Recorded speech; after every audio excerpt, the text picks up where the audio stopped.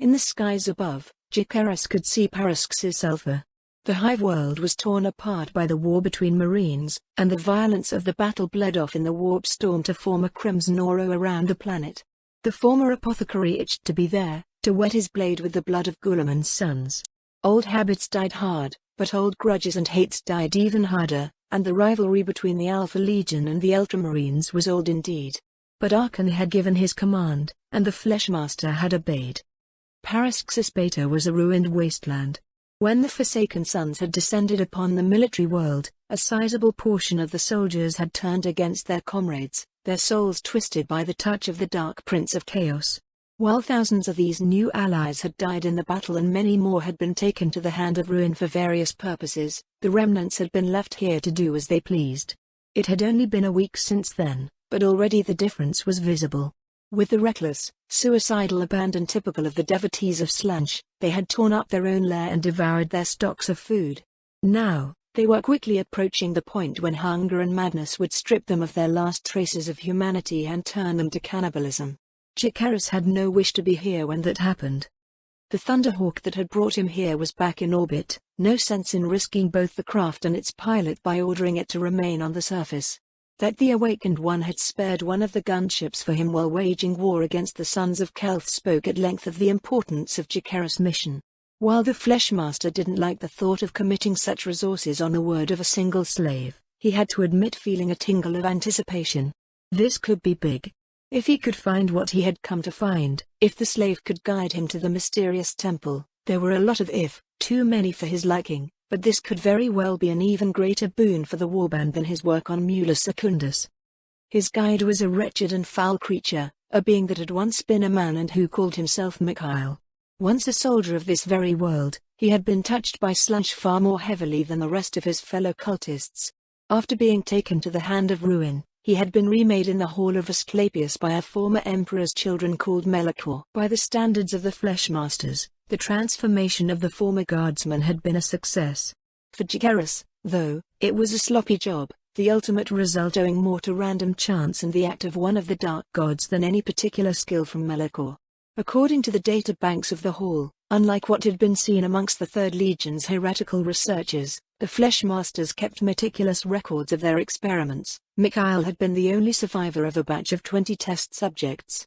He had been used to test the implantation of a diminished version of Third Legion's genetic material, in an attempt to duplicate the method used by Jacaerus' own native legion to enhance their mortal agents. While the death ratio had clearly proved that Fulgrim's gene seed did not take kindly to being mingled with lesser blood, the one specimen into which the graft had taken had been a success beyond anything achieved so far by the other Fleshmasters. Mikhail was now some hybrid of Homo sapiens and Homo astartes, with a good dose of mutation added in. He stood taller than most unmodified mortals, his hair was a white mane similar to the one Fulgrim had sported before his ascension, and his body looked more like an ancient Grecian sculpture of humanoid perfection than anything natural could ever be. Yet despite what Jacaerus knew was an aesthetically pleasant appearance, the being repulsed him. There was a raw, malevolent hunger in his eyes, in the way he moved, that reminded Jacaerus of the drug addicts of his birth world when they were in the throes of withdrawal. The touch of the youngest god was strong on this mortal. That he was unburdened by the deformations that had befallen most of the other successful hybrids only meant his corruption was within. Still, Jacaerus needed him for the mission, so he bore the hybrid's presence as best he could. At Mikhail's belt hung the reason behind their presence here. Does Eno's knife have caught the attention of the Awakened One when he had come to the Fleshmaster's pits? There, they made their creations fight each other for study as well as entertainment. Mikhail had been on a killing streak back then, bringing much honor to the one who had remade him. But Archon cared little for one more mortal warrior. He had asked where the blade had come from, then ordered the hybrid to lead Jacaerus to the object of their quest. "How far are we from the temple?" asked the Fleshmaster, speaking for the first time since their landing, 2 hours ago. "Not far, Great One," answered Mikhail, his velvet voice somehow making the honorific sound like a mockery. They were marching across a desert of dust that smelled like blood, narcotics and sweat. Even though he had sealed his armor's respiratory system seconds after first breathing the planet's air, the sickeningly sweet scent just wouldn't go away.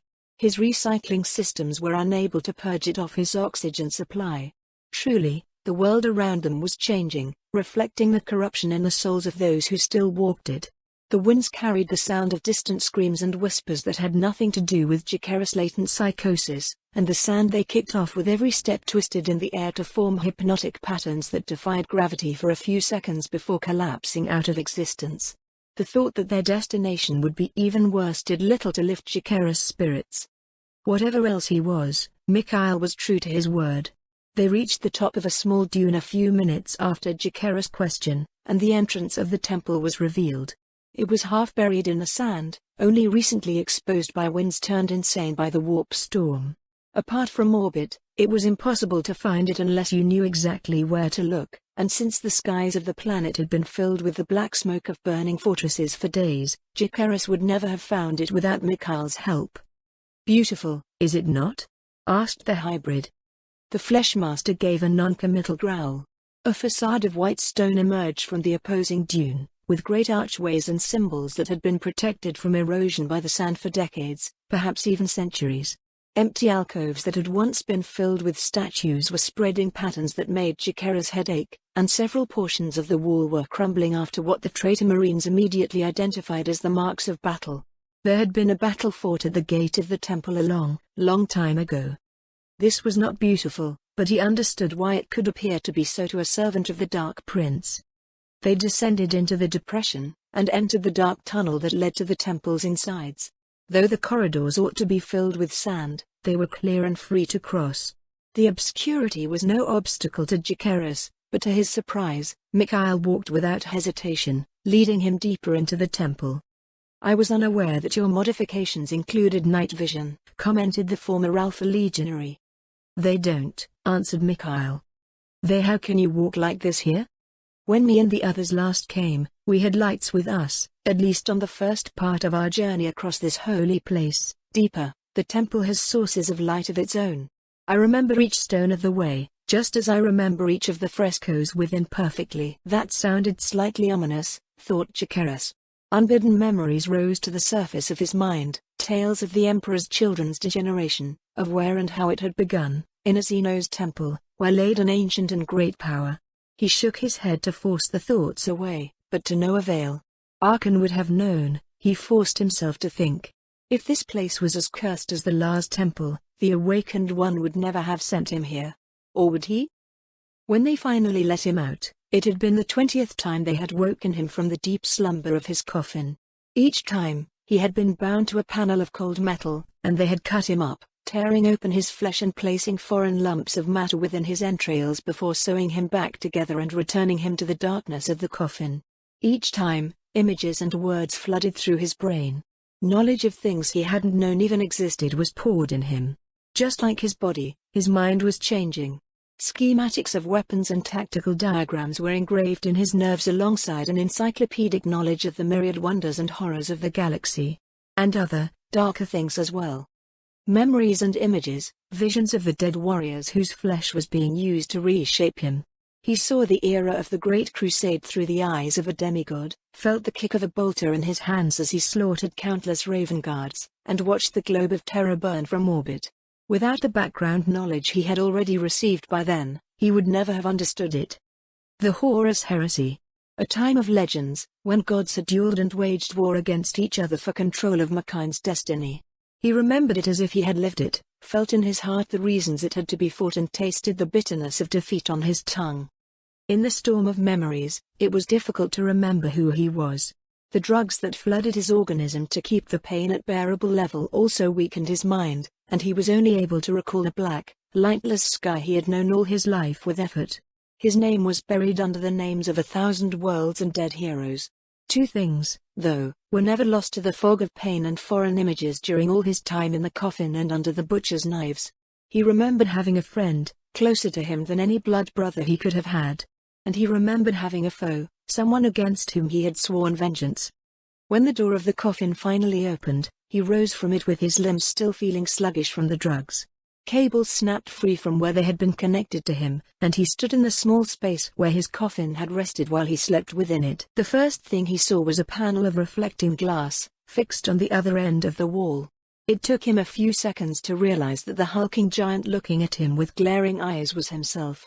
He was over 2 meters high, covered in muscles, his ribcage replaced by a solid plaque of bone and his skull grown to a size proportionate to his body. He had never had the opportunity to see his reflection before his transformation, but he doubted anyone of his past could recognize him. Surely he looked nothing like Malone of the land. Malone. Yes. That was his name. He remembered more clearly now, his body quickly purging the drugs from his bloodstream. He was Malone, and his home had been turned into hell by the manipulations of a fallen demigod in sea green armor. He had endured the tests the demigods had put him through alongside his friend, Igdal. Yes, that was his sworn brother's name.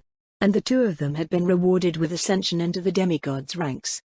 He did not know which of the 9 bloodlines he was now part of, but that wasn't surprising. He was rather sure that this was deliberate. The Forsaken Sons, as the army of demigods called itself, were made of scions of each of the 9 Primarchs united by the will of Archon the Awakened One. It made sense that they would want to spare the next generation the old rivalries of griefs. Malone looked around him.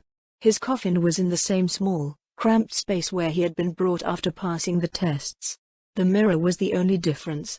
A dim light bulb hung from the ceiling, barely enough for a human's eyes, but more than sufficient for an Astarte's vision, even one who had not spent his mortal life under the cover of the dark. He could smell the metal of the walls and identify its alloy, and the distant smell of blood and corruption was an ever-present reminder of just what kind of ship the Hand of Ruin was.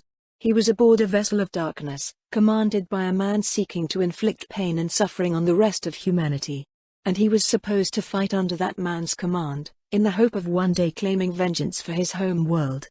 Strangely, this didn't disturb him as much as he thought it should. His life had always been filled with violence, with the necessity of fighting for the survival of your clan, even if that was at the expense of others. This was little different, and yet, something had been changed within him, something both more and less obvious than the changes in his flesh. He was detached from the rest of mankind now, and though his thirst for vengeance was still there, he found out that he cared little for his home world anymore. As he marveled at his transformation, both physical and mental, the door opened with the sound of automated pressurized pumps. A little hunched creature entered, stopping dead in its tracks when it saw Malone standing out of his coffin. The reborn young man looked at the being with enhanced senses, seeing with a clarity he had never known before. The creature was small, even when taking Malone's new height into account. It was humanoid in shape, but despite the shroud draping all of its body, Malone could sense that this was no human being. The smell of it was wrong, as were the internal mechanisms of its organs. Without being able to explain why, Malone felt an instinctive surge of disgust and contempt for the creature. When it addressed him, speaking through a metal beak emerging from the shadows of its hood, its voice was a nasal, rasping sound. "Great One," it said, bowing as deeply as its twisted frame would allow it. "You have awakened. You must go to the Masters now. They will want to see you." Malone had never seen anyone ever bowing to him before, or even witnessed the action until that moment. He had seen images of it in the dead men's memories, but the people of the land showed submission by covering their ears, effectively rendering themselves helpless. Still, it felt right that the creature would bow to him. "What are you?" he asked, curiosity overcoming his disgust. His voice was much lower and confident than before his transformation. "I am a servant of the Masters," it answered, putting the same emphasis on the last words that he had the first time.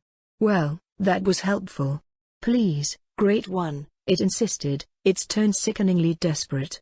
"You must go the Masters."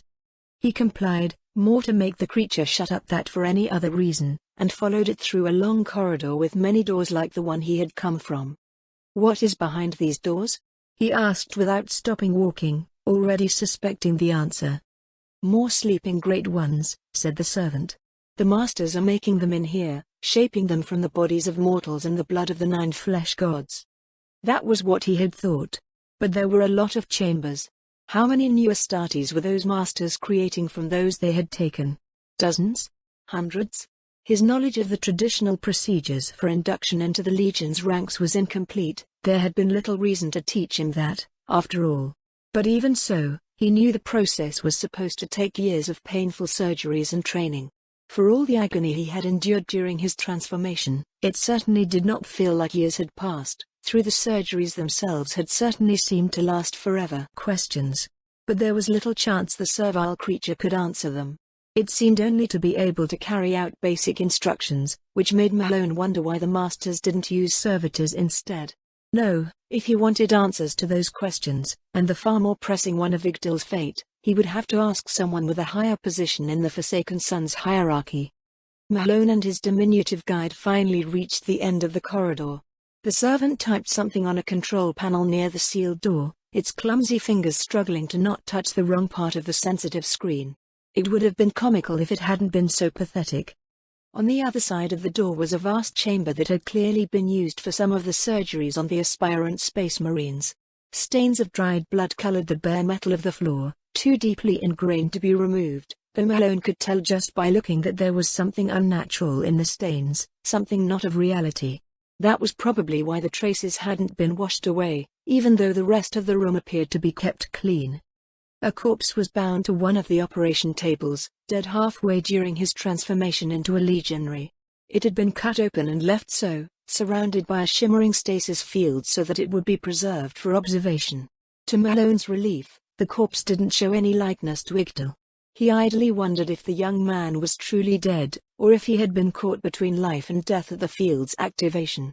Other machines were placed against the walls, purring with power.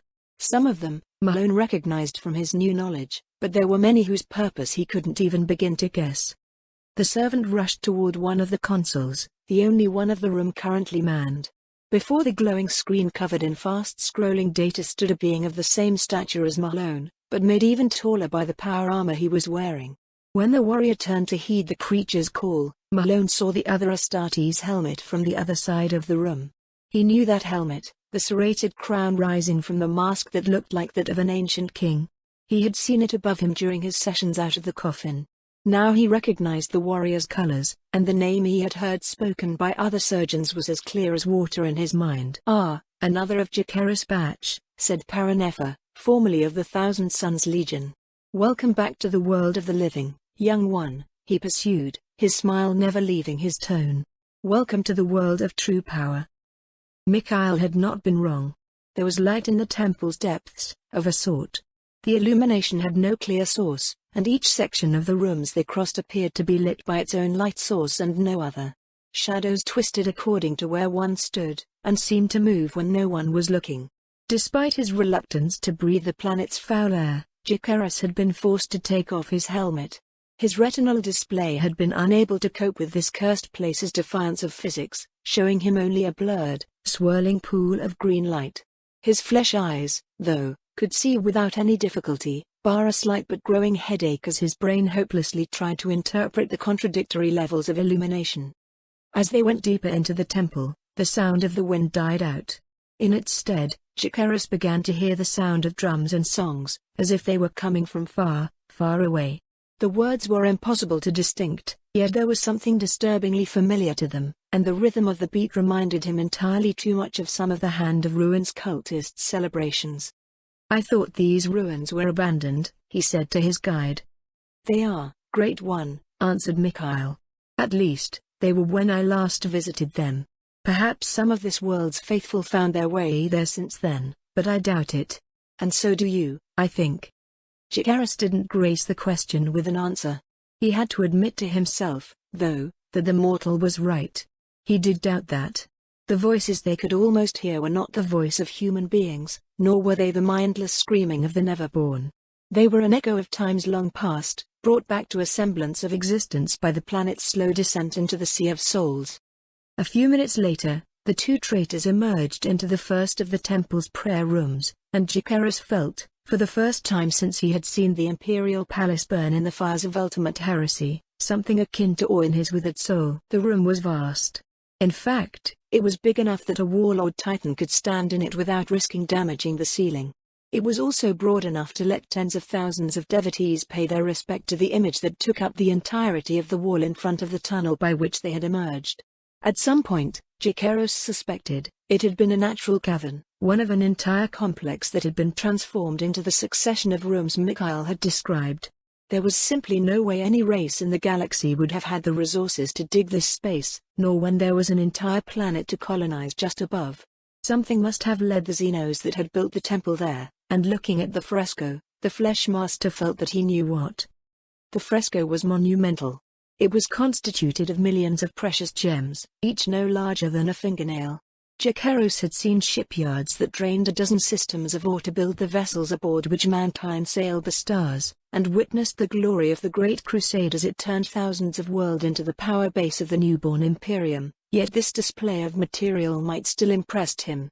Here was a symbol of power used for its own sake, to show the rest of the universe one's own greatness and might.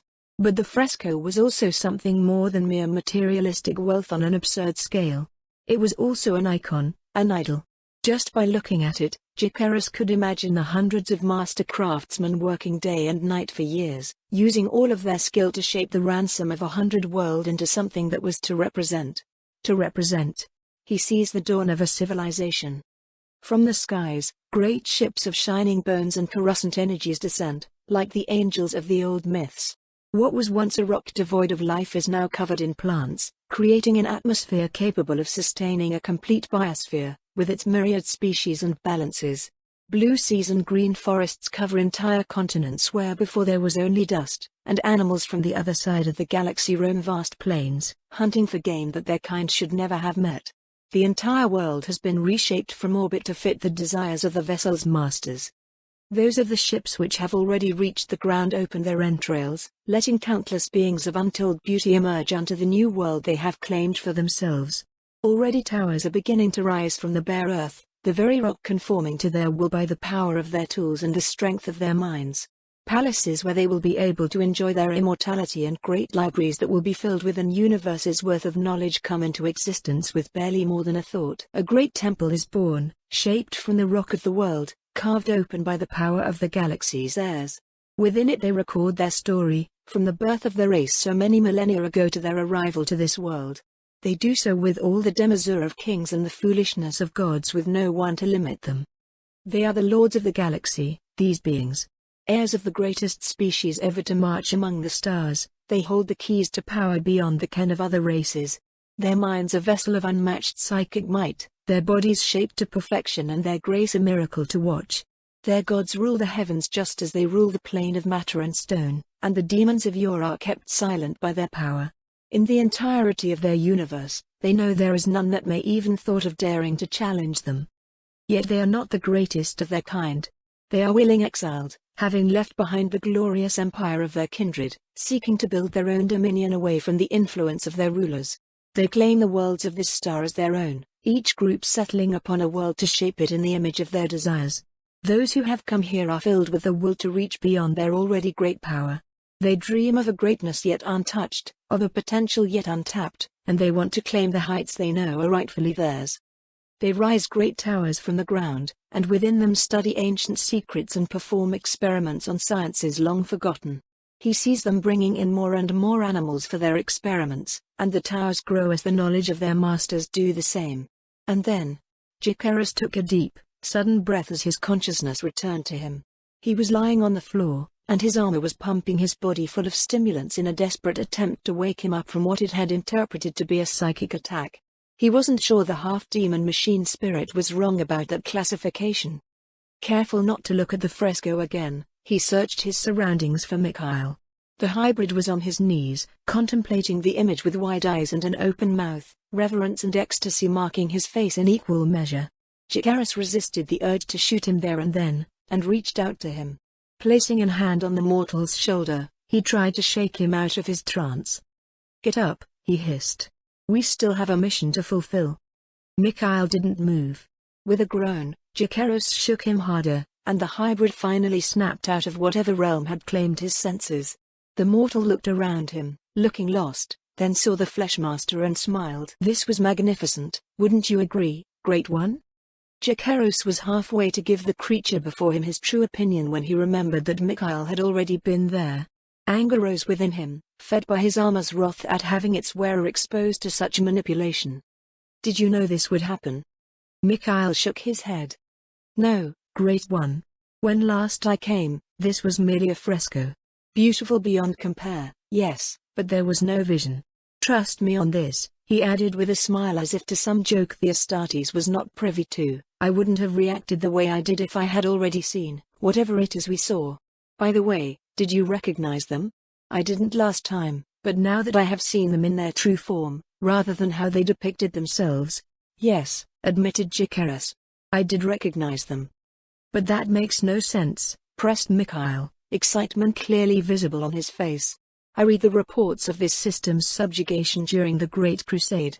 Much was kept concealed from the common troopers. There, Jikaris felt the hybrids discussed that he may have ever belonged to such rabble. But I am quite certain that the Xenos overlords that the Crusade overthrew were not. I think we will discover the truth about that deeper in the temple, interrupted Jikaris. Lead the way, mortal, he ordered. As they went across the room toward the passage that would lead them to the next step of the temple, the Fleshmaster asked himself the same question Mikhail had risen. How had the elders who had first colonized this world turned into the monstrosities that had been defeated by the expeditionary fleet? There was no mistaking the Xenos he had seen in the visions. He had faced them often enough during the Great Crusade. Though the ones he had fought lacked the aura of certainty and absolute power he had witnessed in the warp-induced images. Jikaris knew some of the Elders' history, how they had once ruled the galaxy, only to have their empire torn apart when they gave birth to Slunch. But that had happened centuries ago, at least, and the Great Crusade had liberated Paraxis from its overlords long after that. The former apothecary began to suspect that there was even more to the mission he had been given than he had suspected. Paranefa wasn't typical of the Fleshmasters. That much, Malone could have guessed himself. There was little chance that one of the greatest biological heretics would choose to be the one to welcome newly made Astartes aboard the Hand of Ruin.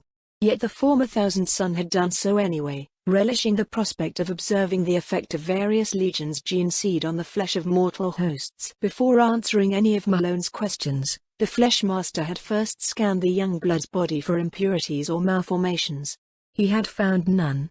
All 19 organs that had been implanted one at a time into the young man's body worked perfectly well, and the progenoids in his chest were still changing him, reconfiguring his DNA to the genetic template of the Primarch they had come from. Finally, he allowed Malone to speak. There were many things the new Astartes wanted to know, but he settled on the most obvious one first. What will happen to me now? You will be armed and armored, first of all. As powerful as an Astartes body is, it still needs to be properly equipped. Then you will be sent to the rest of the Unbound, and probably given orders to go participate in the war the rest of the Forsaken Sons are currently fighting. The Unbound? Asked Malone. He had never heard that name before, yet he felt its meaning was of great importance. It is what we call you, the new generation of Marines. You were never part of the Great Crusade, though you may remember some of it. You never waged the false Emperor's wars. Paranefa's voice turned dark and bitter as he continued. You were never enslaved to his will, never bound by his tyrannic laws and deceitful goals. Thus you are the Unbound, and you will fight alongside us legionaries to bring him down from the throne of terror. Malone stayed silent for a few seconds, surprised at the raw hatred he could feel in the former apothecary's voice. For all his smiles and joviality, here was a soul just as consumed by the thirst for revenge as any other among the Forsaken Sons. Besides, added Paranefa in a lighter tone, you were also spared most of the hypnoconditionnement usually forced into the aspirants' brains. Some of it was used, of course. You will need the ability to fight alongside other legionaries instinctively, after all, but your mind remains your own. The Awakened One himself demanded that it be so, and most of the Fleshmasters think this will actually make you more effective in the long run. The young Astartes didn't miss the one word in the other's sentence. Most? Paranefa shrugged, the move making his armor's servo joints groan under the unfamiliar strain as they tried to emulate the gesture. Don't worry about it. Their concerns were reasonable, but we addressed them before beginning the implantation. As long as you don't do anything foolish, like rush through the Hand of Ruin while killing everything in your path, there won't be any problem on that end. Now, before I send you to the arming chambers, do you have any more questions? The creature that led me here when I woke up, said Malone. What is it? I could feel that it wasn't human. Ah, but it is. Mostly, anyway. It is the product of one of my brother's experiments. I do not know if it was a success or a failure. He refused to share his work with me, which leads me to think it was the latter, but it serves its purpose. A sentient presence after the awakening of the Unbound is better than if we simply let a servitor before each of your coffins, not that we have the resources to do that anyway. The servant is more adaptable and less costly than one of the lobotomized drones. I have half a mind of asking my brother to make more to help me in my own research. Its presence irritates me somehow. I feel disgusted near it, and I want to crush it even though it has done nothing to incur my wrath. Why is it? Paranefa lifted his glance from the schematics he had been studying while answering Malone's previous question. When he spoke again, his voice was no longer amused. It was filled with cold, detached interest, the tone of a scientist presented with a phenomena yet unknown.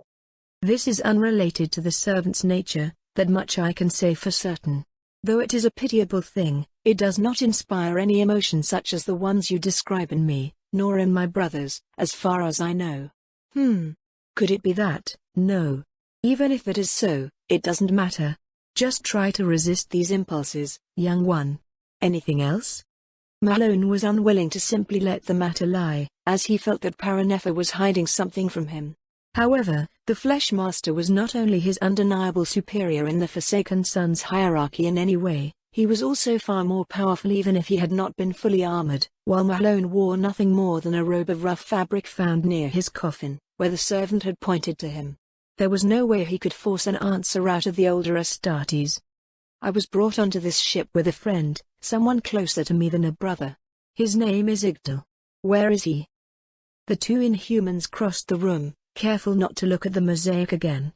What they had come from lay deeper into the temple, far beyond the reach of the common worshippers that had once gathered by thousands in this hall. They marched in silence, the towering form of the Astartes following the steps of the hybrid. The temple was a labyrinth of corridors and chambers. Whether that was the result of its initial architecture or due to the pervading influence of the warp, Jacaerus couldn't say. The former scion of the Alpha Legion had enough trouble simply following Mikhail and preventing his mind from shutting down at the same time. As they advanced, the risk of sensory overload grew more and more realistic a possibility. The hybrid appeared to be immune to the mind-altering effect Jacaerus was experiencing, or perhaps the Slayer Ineshi degenerate didn't care, perhaps he even enjoyed it. Regardless, Jacaerus was seeing imaginary sounds and tasting colors that didn't exist. Whatever force was at play here, it was bypassing his Astartes biology and wreaking havoc directly on his neural system, or it touched directly his soul. But given the warnings his armor kept sending him, the Fleshmaster believed it was the former. Mikhail's steps faltered, then stopped. "What is wrong?" asked Jacaerus in a brisk tone. "We are nearing another of the temple's prayer rooms, Great One," answered the hybrid, hesitantly. "There was another fresco in it last time I came. Are you sure you can go on? You look unwell, Lord Jacaerus." The Fleshmaster barely held back from crushing the worm right then and there. Despite his insolence, he still needed him. Besides, he had a point. Jacaerus didn't know how he looked right now, nor did he want to, considering what the mutations had done to his face, but he doubted it was good. Still, he had a mission, and he would be damned if he was going to let something like the warps toying with him getting in his way. "It is only pain," he lied. He wished that was the case, pain he was used to. "Let us continue." The room was nowhere near as grand as the previous one had been. It was smaller and less decorated, as if it had been built later, and with less tools at the architect's disposal. While still far beyond the skills of most human civilizations, it lacked the sense of majesty that had filled the Great Hall. The art was different, too, in a subtle way that Jacaerus' mind was unable to point but could still tell was here. If he hadn't known better, he would have thought this had been built by another race entirely. There was a fresco, too. Like the last time, it occupied the entirety of one wall.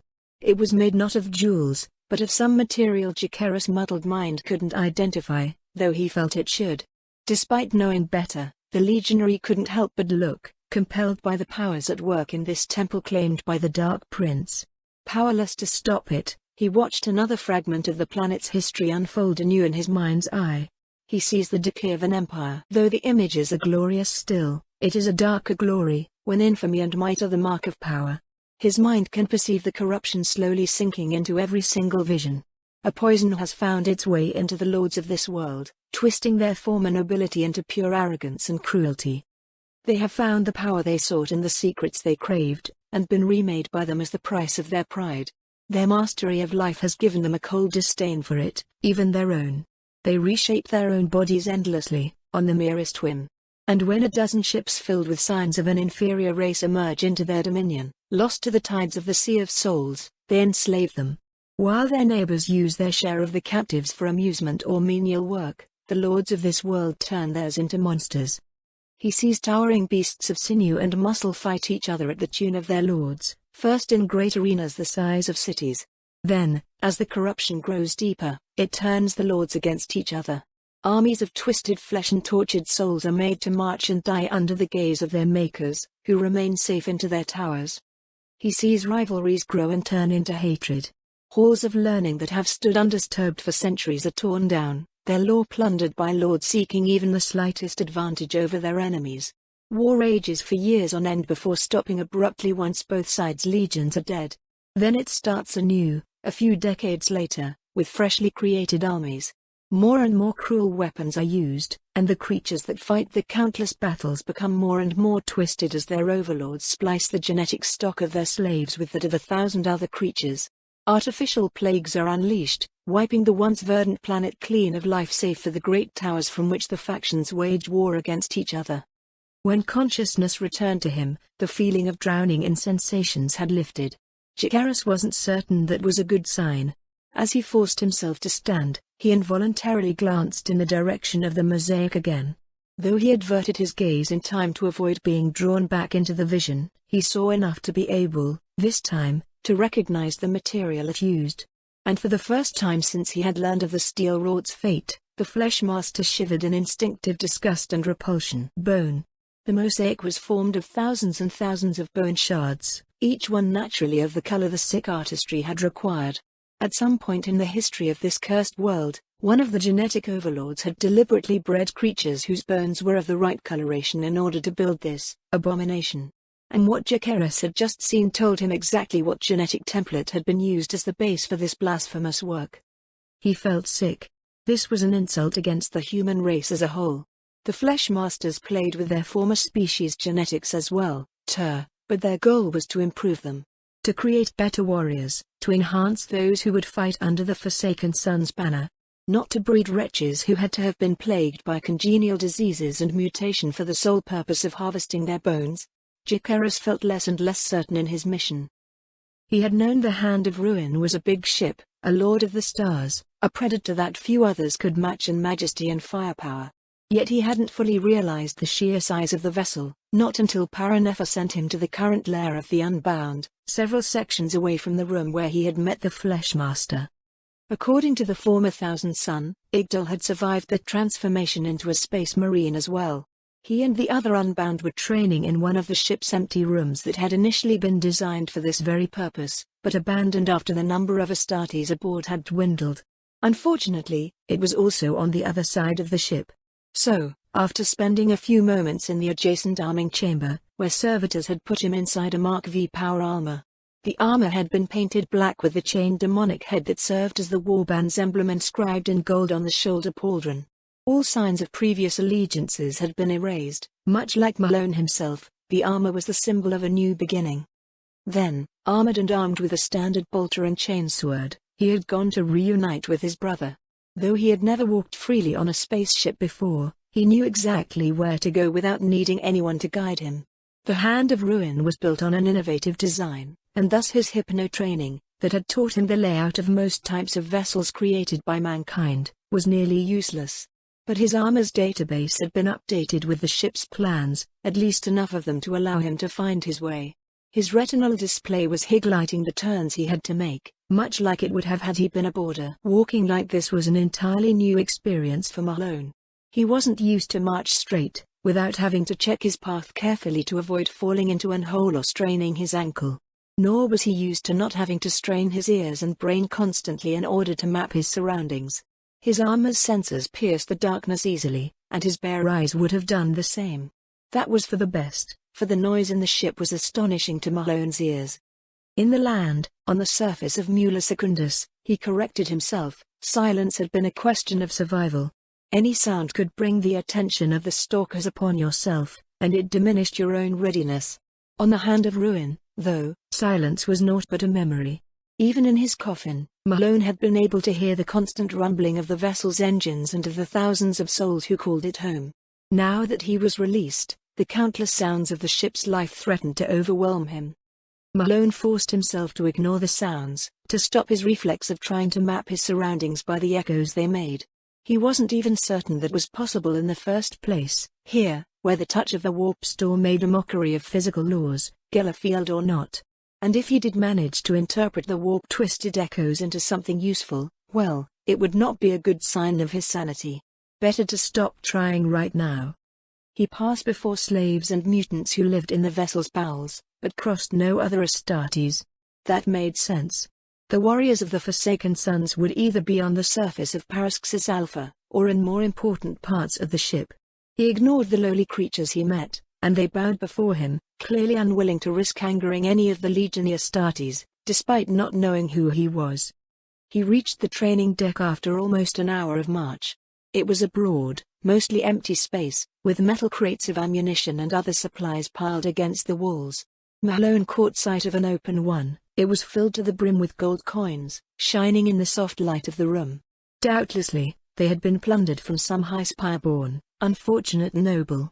As far as Malone could see, the Forsaken Sons did not have any need for riches or material wealth beyond the equipment they required, but he supposed someone among the Warband had thought the coins could have use later. There were dozens of other Unbound scattered across the deck. Some of them were checking their weapons, while others watched one of the training bouts currently being fought with unpowered blades. Malone's retinal display recognized them as allies, though whether that was true or not remained to be seen. It returned to him the exact count of warriors in the room, 83. Even if those had been all the survivors from the hundreds of young humans the Forsaken Sons had taken captive, such a ratio of survival would have been impressive, but there were many more still growing in their coffins. Considering how hard the training and selection had been before the implantation procedures had begun, that meant the percentage of those who had died under the Fleshmaster's knives had been unusually low. Malone wondered, for a moment, if this would be enough to balance the losses the Warband was going to suffer in the war for Paraxis Alpha. From what Paranefa had told him and the garbled transmissions from the surface, the campaign was going to be a bloody one. Malone, said the man he had missed so much without even truly realizing how. It is good to see you are alive. The speaker stood before him, still marching in his direction. Unlike Malone, he was not wearing his helmet, which hung at his belt. Despite the changes wrought upon him by the Fleshmasters, Malone knew his friend's features at once.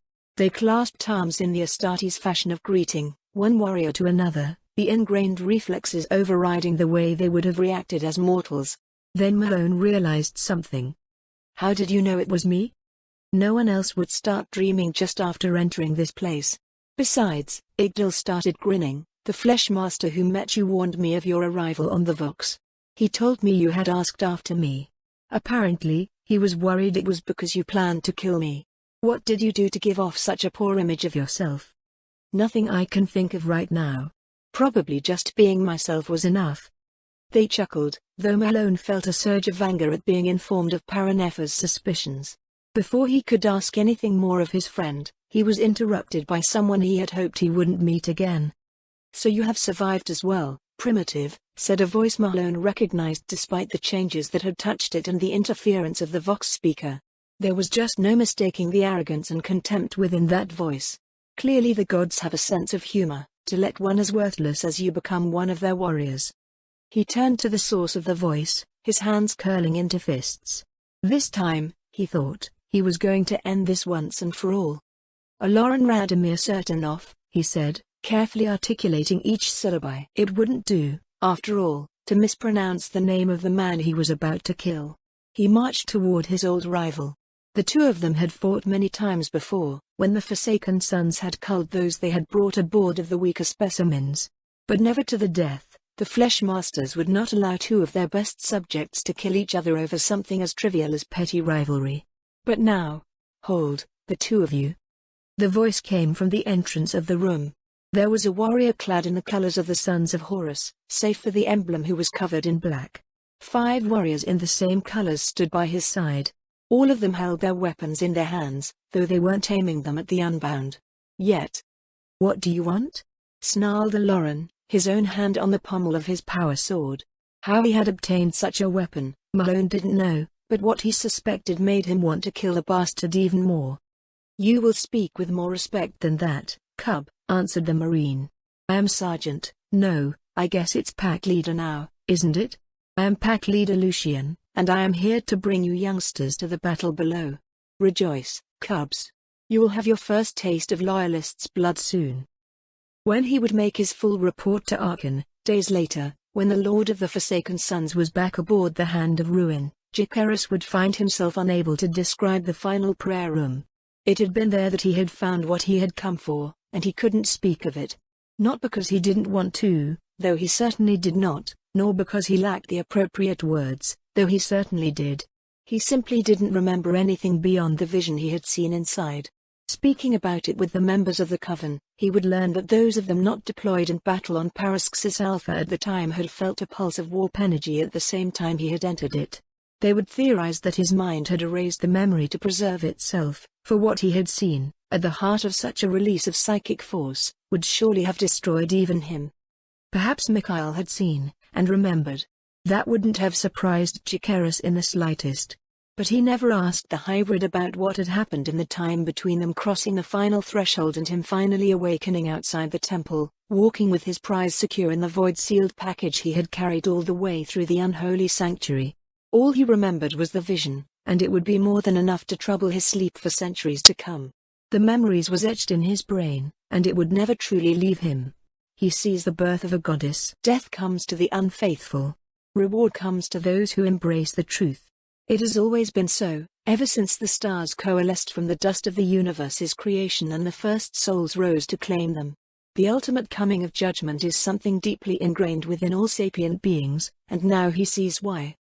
The skies are on fire, burning with the fury that makes a mockery of the one the grandsons of a god will unleash in a time yet to come. He knows at once what this is. Most legionaries would, for knowledge of the enemy was one more weapon in the great beyond the fact that his own bloodline always prided itself on knowing more on their enemies than they knew about them. There is something about the scene that touches to the collective memory of the human race. An event of such significance, even the so-called monkeys could feel it. So he knows what this is. But nothing could have prepared him to the true horror and majesty of it. This is the fall. The moment when all the sins, arrogance and excesses of a galactic empire fuse in the Sea of Souls to become the divinity that the Empire's masters deserve. The instant when, after millennia of unchallenged rule, the Eldar are called to account for what they have done with the galaxy they inherited. And he knows that, across the stars, countless Xenos are recoiling in horror from what they have created. They face their own corruption made manifest by the hell behind reality, and they are terrified by what they see.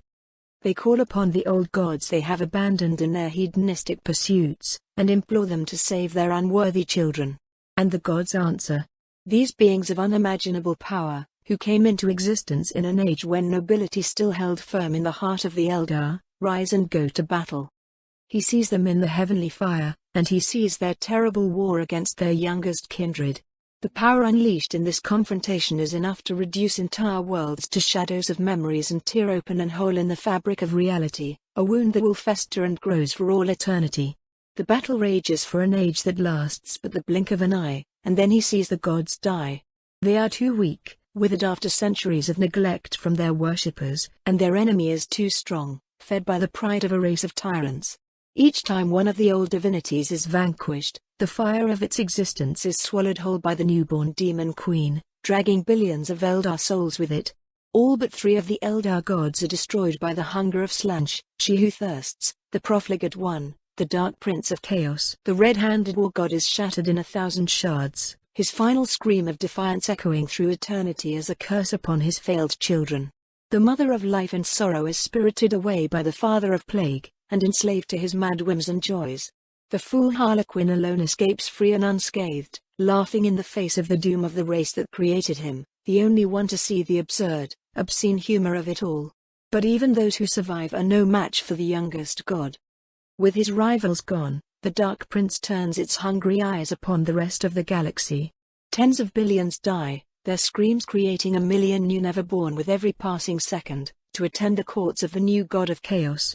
He sees their souls in the sky, great rivers of silver light engulfed in a dark abyss that only promises them everlasting torment. But not all Eldar die this way. Those whose ancestors have rejected the corrupt ways of their kin, and who live in harmony with the worlds they have settled upon, are protected by the living spirits of these worlds. Those who foresaw the coming judgment remain safe in their planet ships, denying the youngest god their souls by denying themselves the luxury of emotion, thus denying themselves life itself. Those who hide beyond Slash's reach, in the dark tides of beyond even the warp, avoid their demise for now, instead condemned to an eternity of slow agony as their souls are drunk by the god they birthed one drop at a time. And then there are those, like the lords of the world he watches, who welcome the coming of the Dark Prince and embrace their new god. There are few, very few, of them. Of the millions of Eldar who claimed the system as their own, only a few thousands fall on their knees before the image filling their souls, and of those only a few hundreds are strong enough to resist the vision with their mind functional, the most corrupt, cruel, and monstrous of all. These blessed signs of the profligate one are no longer Eldar, though not by any stretch of the notion of species.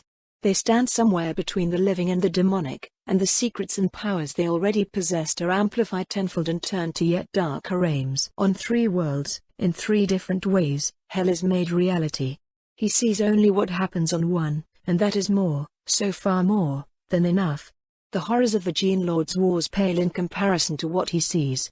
Only the knowledge that this nightmare is fated to end in fire and blades enables him to retain his sanity until the vision ends. But he must be careful, and strong enough, to not look up directly into the storm. He knows, on some deep, instinctual level, that to look upon the figure of the god will unmake him in a way horrible beyond his imagination. Jikaris and Mikhail returned to their gunship without any word exchanged. The silence continued as they traveled back to the Hand of Ruin and separated. The hybrid went back to the slave holds, where he had begun to carve a little kingdom of his own as one of the favored signs of the gods. The Fleshmaster went to the Hall of Asclepius to place his prize in a safer, apter storage. When that was done, he reported to the Awakened One.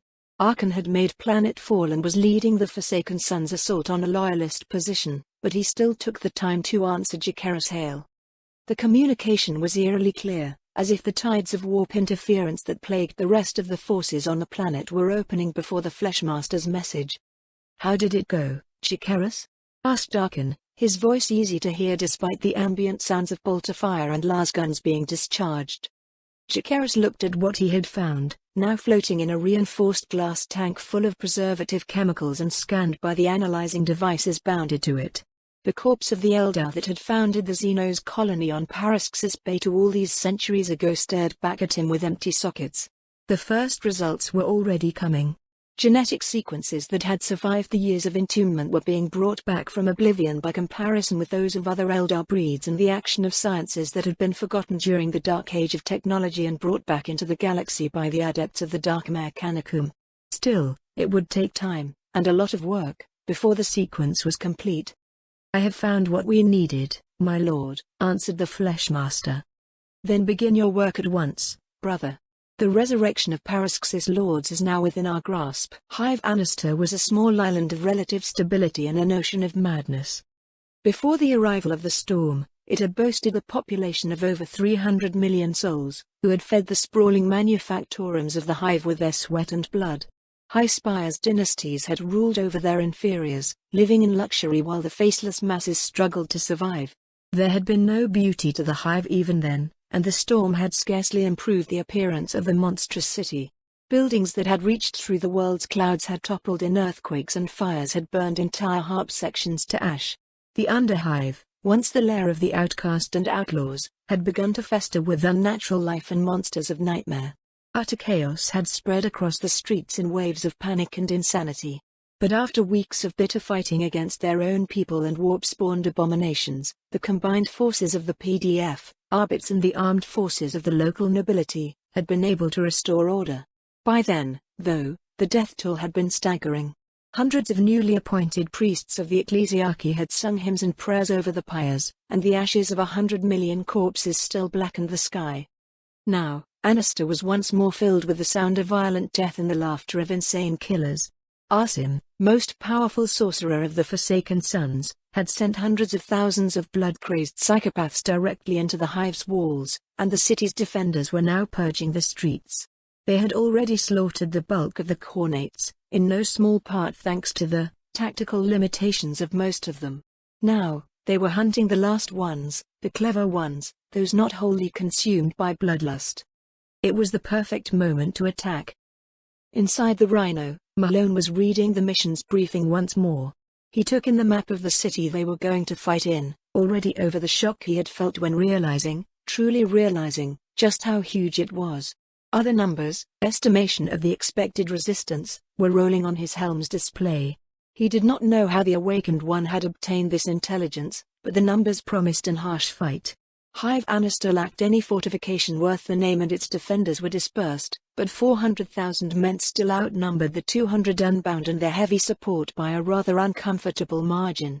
Even if most of these men were not true soldiers, and equipped with little more than less rifles, the Forsaken Sons would have to break the enemy's resistance in the first assault, use their crushing individual superiority to cause panic in its ranks. They would accomplish this either by slaughtering enough of the defenders in the first moment, or by taking the enemy fortress, deep within the hive. The rest would be simple cleanup. "This is not going to be easy, right?" asked Igdal over the vox. Malone's friend was with him in the Rhino, along with 8 more Unbound. The transport was nearly packed, with 2 of them arming the vehicle's weapons. But the Forsaken Sons had few enough transports that they should be grateful to not have to walk. Astartes could walk for days on end and still be ready to fight at the march's end. Yet the 30,000 kilometers between Hive Annister and Tyradale, where the Forsaken Sons were massing their troops, would have been a daunting prospect, to say the least. Instead, the tanks had been dropped by the aerial transports 1 hour ago, far enough from the hive to avoid any potential anti-air artillery that the Loyalists may have deployed. "No, it most probably isn't," Malone answered. "But if we wanted things to be easy, none of us would be here, now would we?" The Unbound shared a chuckle at that. All of them had endured the Fleshmaster's trials and the agony of ascension. They were used to strife. They were also all sons of the land, on distant, near-forgotten Mula Secundus, drawn to Malone and Igdal like pack animals were drawn to alpha predators. All of them were impatient, eager to be unleashed against the enemy. They had once been weak, hapless like lambs before the horrors of their homeland. But now, they were strong, and they wanted to prove it, to themselves and their kindred. When Zoltan Kain had pledged to serve the Imperium, it had been to enforce its laws and defend its people from anarchy and lawlessness. He had come from a long line of law officers, going back to his ancestor aboard the colonization ships the Imperium had brought when it had freed Paraxis from its Xenos tyrants. As such, when he had become part of the Adeptus Arbites, he had felt very proud. He had felt the same pride when he had been congratulated by Commander Liko himself, for his part in putting down the riots that had followed the immediate arrival of the warp storm. Though even back then, most to his own discomfort, he had felt guilty of what his task had become. It was not right for the Arbites to beat people whose only crime was fear into submission. Zoltan had understood the necessity of it, and thankfully Cardinal Trano's disciples had helped calm down the crowds. But he had still felt disquiet then, and it had only grown since. Annister, and the rest of Paraxis Alpha, had slowly descended into madness, and Zoltan and his peers had been called upon to honor their oaths in a fashion they would never have thought possible. Still, they had brought back order. The rates of murder and suicide were still several times higher than before the skies had gone mad, and the Underhive was blockaded by chimeras with heavy flamers and orders to burn everything that tried to get out. But in the hive proper, there had been peace of a kind, enabling work to restart in the Manufactorum. And then, this. It had started with the alarms ringing across the entire planet. News of the arrival of a ship belonging to the traitor legions had spread, and a fresh wave of panic had sent Zoltan and his colleagues back into the streets. Admiral von Lieberstadt's death, and the defeat of his fleet, had caused morale to plummet, and apparently been the signal several cells of traitor cultists had been waiting for. The defenders had been able to put them down, but only with great effort and losses, and the news of Paraxis Beta's fall to the heretics had come just after that. Then the heavens had screamed in hatred and a rain of blood had fallen upon Annister, and madmen had burst forth from the warp. At the same time, according to what little passed through the Vox, the heretics had begun to descend on the world in person. Traitor marines, with hordes of debased minions and dozens of nightmarish war machines, according to the reports of what few scouts had been able to return. The capital had already fallen into their hands and the miraculous arrival of the loyal Space Marines had only given Paraxis Alpha a chance to fight back, not the guarantee of victory. So now, Zoltan Khain was looking at the wasteland outside of the hive's walls, keeping watch where Auspex could no longer be trusted. He was the first to see them. 20 or so vehicles, kicking up enough dust that counting them was a challenge in itself. And behind them came a gargantuan monstrosity of grey metal and black, sinuous veins. Despite the hideous transformations inflicted upon the heretics' machines, he recognized them, rhinos, and a land raider. That meant traitor Marines, and the Sons of Kalf had yet to establish an outpost in Anasta. Zoltan felt his blood run cold. For a moment, he simply stood there, watching death approaching the city he had sworn to defend. Then he reached for his comm, already descending the tower he had been stationed on, shouting for help, for reinforcements. Confirmations came back from the chain of command, ordering him and any soldier in the vicinity to hold their ground against the heretics.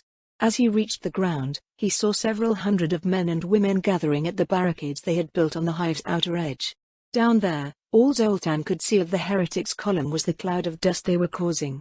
Then the first vehicles came into view, and the monstrous land raider brought its weapon to bring. The sight of the war machine's many guns rising toward his position was the last thing he ever saw. Zoltan Khain died in fire and fury, his body torn to pieces by the wrath of a demon engine that had been born on a world of madness, fueled by the sacrifice of a betrayer's life.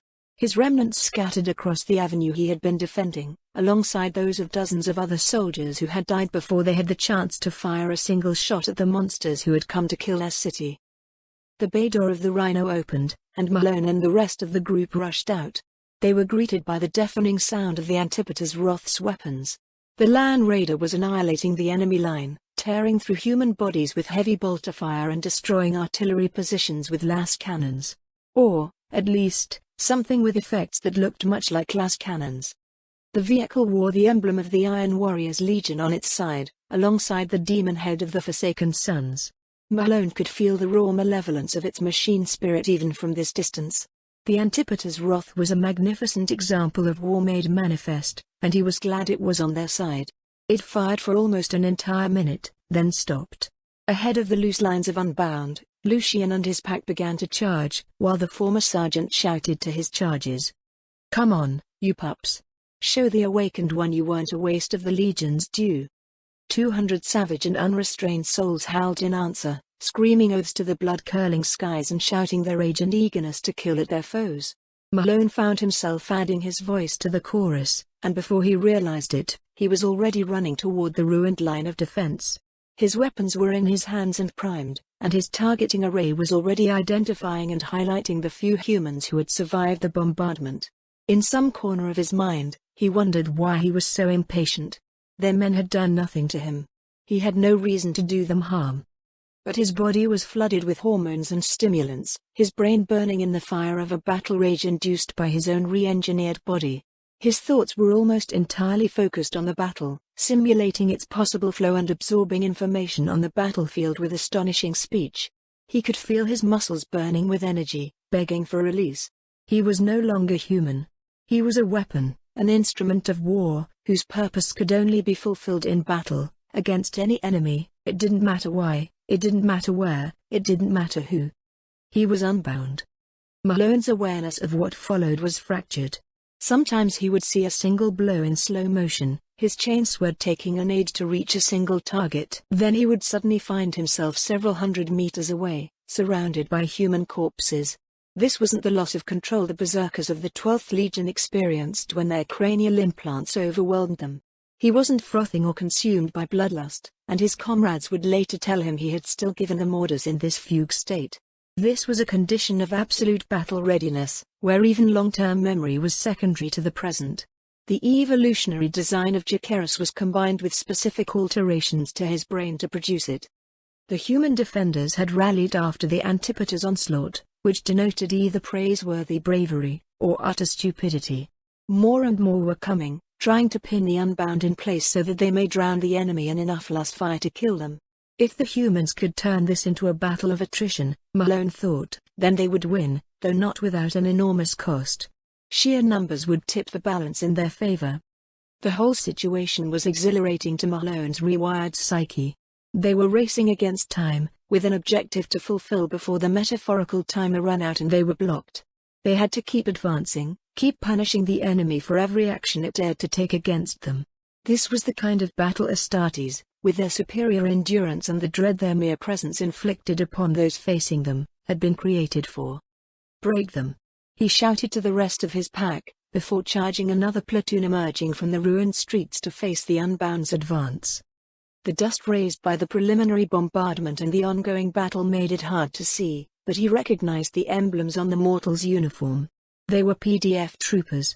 They shot at him at once, aiming at the joints of his armor in grouped bursts of las fire. He took a hit to the right elbow, and his knee joint gave a wail of protest when his left leg was hit, but his power armor weathered most of the storm. Meanwhile, a bark of his bolter killed 3 of them in the time it took him to close the distance. His chainsword roared, and he cut the first soldier in 2 with a single strike. At the same time, he hammered the back of his bolter on another's skull, and felt the bone pulverize under the impact. The others died in seconds when the rest of the pack joined him. Malone had lost 2 of his pack so far in the battle, which, according to his chronometer, had already lasted for 40 minutes.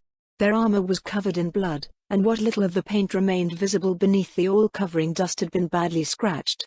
Most of them were equipped with standard chainswords and bolt pistols, but 2 Zara controllers had been issued with heavier bolters and combat blades.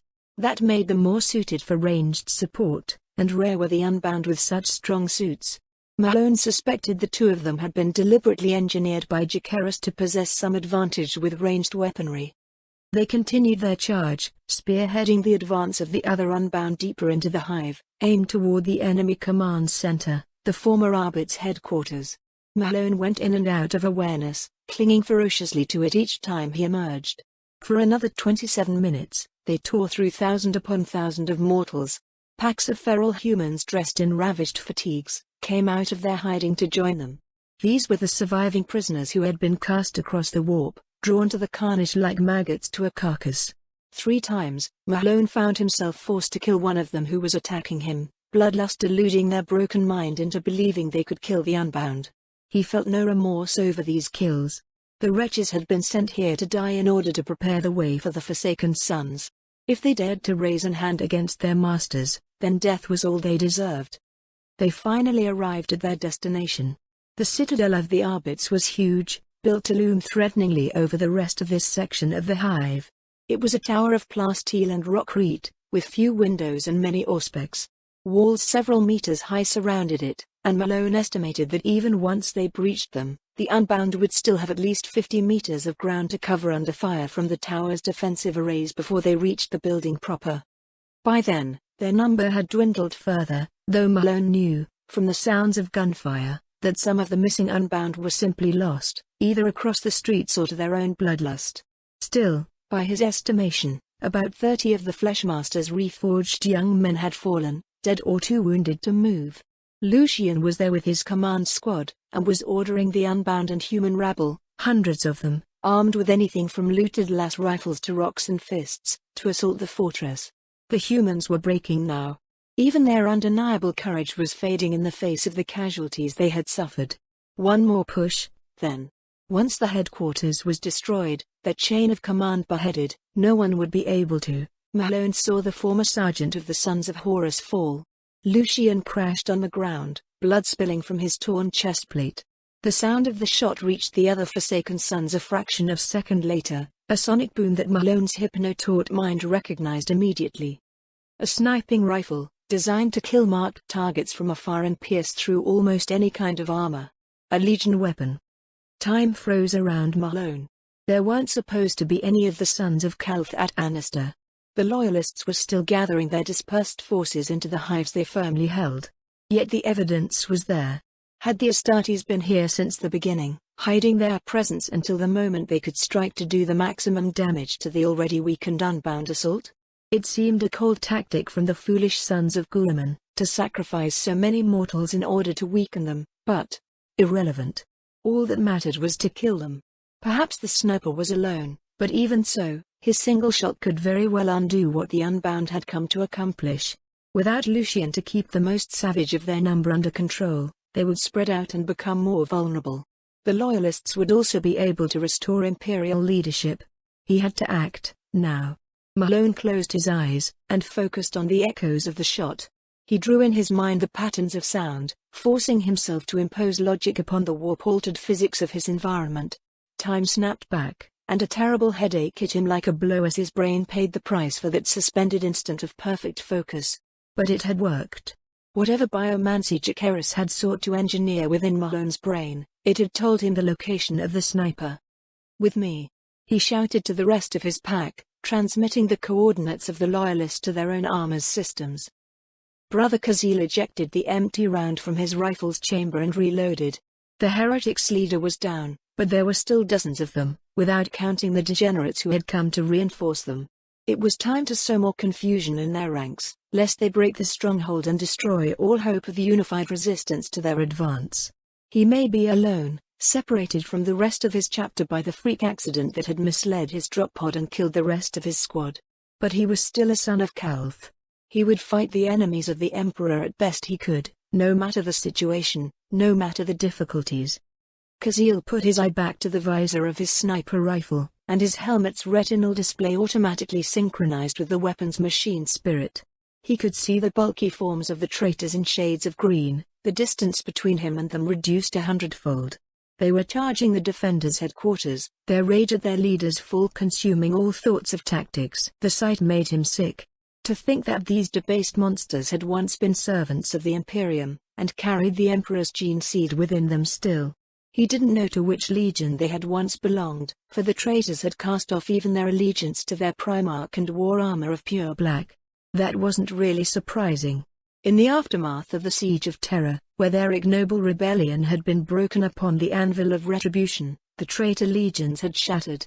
In the years of the Scouring, before most of the traitor forces had been either destroyed or banished into the Eye of Terror, the Sons of Kalth had faced many of their so-called warbands. Defeated and broken, they had fallen to infighting and the corruption of the dark gods of chaos, killing their own kin for the favor of these uncaring, insane divinities. Those traitors he and the chapter now faced, these forsaken sons, were no different. His gaze was caught by a group of the traitors. Unlike the rest, they weren't charging the walls of the fortress. In fact, they were coming straight at him. One of them must have seen him shoot despite his precautions, and was leading the others to the ruined building atop of which he was laying. Kazil aimed at the one in the vanguard of the group and pulled the trigger. The bolt hit the black-armored heretic in the head, and it vaporized in a mist of blood and brain matter. To Kazil's dismay, the rest kept charging, ignoring their companion's headless corpse. His rifle was incredibly powerful, capable of piercing ceramite from several hundred meters away, a design born during the Heresy, specifically to kill other Astartes, but it was also slow to reload. Considering the speed of the heretics, he would only have one more shot before they reached the building. He aimed carefully, choosing his target with great focus. Another of the traitors went down, his left leg torn off by the high-velocity bolt round. Kazil silently chastised himself for missing the heart while dropping his rifle and unsheathing his power sword. It had been his sergeant weapon, but the veteran had died in the crash, and Kazil had needed a replacement for his own broken chainsword. It would serve him well now, for the traitors were already at the base of his sniping position, and would reach him in a matter of moments. Kazil had chosen this position for the line of fire it offered, but it was also a death trap for a sniper who had been localized by the enemy. This was the only building still standing in the vicinity. The rest had crumbled down in the earthquakes that had ravaged Paraxis since the arrival of the warp storm.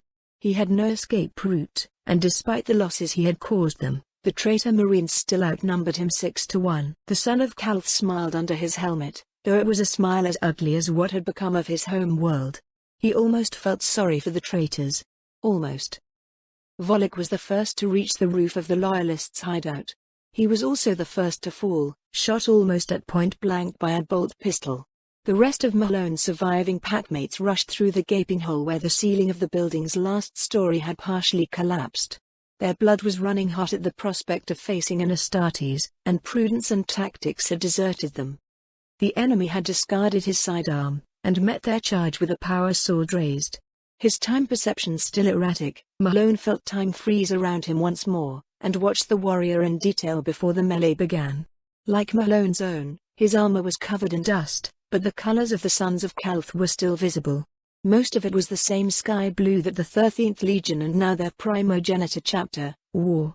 The arms, however, were of pale green, and a white pearl with a crack running through its surface was displayed on the left shoulder pauldron, the emblem of the chapter the warrior belonged to.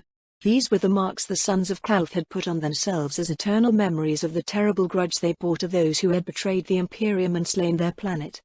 And then, time resumed once more. Malone saw, truly, how much the sons of Calth hated him and all of his kind. The loyalist moved with a savage vitality that was nonetheless kept under strict control. He dodged, parried or turned away every blow, while his own blade danced around with astonishing precision, finding gaps in the Unbound's guards and piercing through their armor's weak spots. The 5 Unbound couldn't hit him. Then they were no longer 5, but 4. Tollers died, his head cut from his shoulders in a single, devastating blow. Then 3, as Zarek was hit in the helm with the pommel of the power blade as he tried to reach for the son of Calth's throat. The impact was strong enough to cave the ceramite in and break the bone beneath, and Zarek fell limp to the ground. Then there were only 2 Unbound remaining. Lorwes had been cast over the parapet, his charge countered and his own momentum used against him. Malone roared, and let the power of his enhanced metabolism carry him. He and Igdal moved to trap the warrior between them, but the loyalist moved faster, piercing Igdal with his blade before turning to face Malone's furious assault. Despite all his skill, the son of Calth was unable to react fully in time to the Unbound's speed, and he took a blow to the left arm.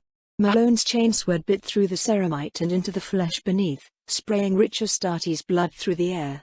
But before he could follow on this strike, the former Ultramarine punched him in the face with his free hand, and sent him crashing to the ground while his weapon clattered on the ground. He could taste blood in his mouth. His whole body was in pain, the strain of hyperactivating his muscles making itself known. He couldn't see anything, but didn't know if this was because his helm had taken damage or another result of his brain's overclock. His audio receptors had been damaged, and he was unable to locate his enemy. With shaking hands, he tore the headpiece off, and light and sound flooded back to him, revealing just how dear his situation was. The warrior who had felled Igdal and 5 of his packmates stood towering above Malone, his power sword held two-handed in reverse. He was about to deliver the killing blow to his fallen enemy, but froze in place when he saw Malone's face. This cannot be. Before the son of Calth could finish expressing whatever thought he had been about to voice, Malone seized the opportunity. He hurled himself at the loyalist, calling upon every scrap of energy his unbound metabolism could muster. The 2 Astartes crashed on the ground with the sound of clashing ceramite, their weapons tossed away by the impact. Malone spat at the Marine's eye lenses, blood mixing with the acid. He tried to reach for the other's throat, but a knee hit him in the side and pushed him away from the loyalist. He rolled on the floor, his muscles temporarily locked, unable to stop himself until he reached the wall. As he struggled to rise to his feet, he heard the voice of the son of Cath again, thick with hatred and disbelief. "Is there nothing your kind wouldn't despoil? No transgression so vile that you would not embrace it?" Malone snarled, feeling his own fury rise at the loyalist's self-righteous condemnation. It filled his limbs with fresh strength, and he rose, facing his enemy. The 2 were standing less than 3 meters from each other, eyes locked on their foe. Around them, the battle was continuing, while above, the skies roared their approval of the carnage being wrought. "There is only war, brother," said Malone, not knowing where the words had come from but certain of their truth. "All else is illusion." "I am not your brother, traitor," spat the son of Calth, and Malone laughed without knowing why. They charged at each other with their armor fists as their only weapon, and the Unbound's awareness dissolved in the moment of battle. Aloran was reveling in the battle.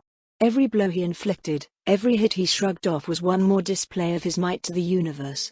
Lucian had fallen and Malone was gone. It was Aloran's turn to show his valor to the gods. He was leading the assault, tearing through the defenders' barricades with contemptuous ease. They had broken the outer walls with the few heavy weapons the Unbound had brought with them, and were now fighting in the space between the fallen gate and the building itself. Aloran beheaded another human with his power sword and laughed as the priceless weapon cut through the mortal's neck as if through air. It had once been the blade of an ultramarine captain, and still bore the symbol of the Ultima on its pommel. Aloran could swear he heard the shade of its previous owner cringe each time he used it to kill another loyalist. This was glory, he thought. This was what Arkan had said awaited him in the stars, and the Awakened One hadn't lied.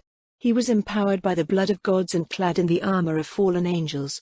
He was invincible. A sound he knew, though he had never heard it before, made him raise his head. A drop pod was falling toward them, burning with the fires of atmospheric entry. It crashed on the Arbit's citadel like a meteor, tearing through reinforced concrete walls like paper and stopping only once it had reached the ground. Aloran winced. Whoever the Hand of Ruin had sent to reinforce them, there was little chance any of them had survived so catastrophic a landing. Then, from the rubble, a winged shadow emerged, and began slaughtering the shocked defenders who had survived the impact. The creature moved almost too fast for Aloran's eyes to follow, and the strength it displayed was beyond belief. He could only watch as the creature ripped apart the heart of Anister's resistance with chainaxe and claws. The rest of the Unbound joined him, watching the carnage with admiration while Lucian's squad tried to stabilize their leader long enough for medical aid to arrive. The carnage went on for several minutes. Then the beast roared to the sky, and stretched its wings wide. It flew away, leaving Aloran with a burning envy in his chesty. He wanted that power, that overwhelming might. And he would get it. Malone returned to his senses laying down, holding the severed head of the Loyalist in his arms like a child holding a favorite toy. He tossed it away, and looked around for Igdal. His brother had been wounded. He needed help. But Malone was weak, so weak, now that there weren't any enemies left to fight. His armor had been horrendously damaged in the brutal fistfight and winced at every move. He wasn't sure he could even stand. A shadow fell over him, filling the air with the smell of blood and the sound of a growl that did not echo right. Malone turned on his back to face the origin of the shadow, and his breath froze as he beheld a creature straight out of the ancient depictions of hell. The creature was tall, far taller than Malone would have been had he been standing up.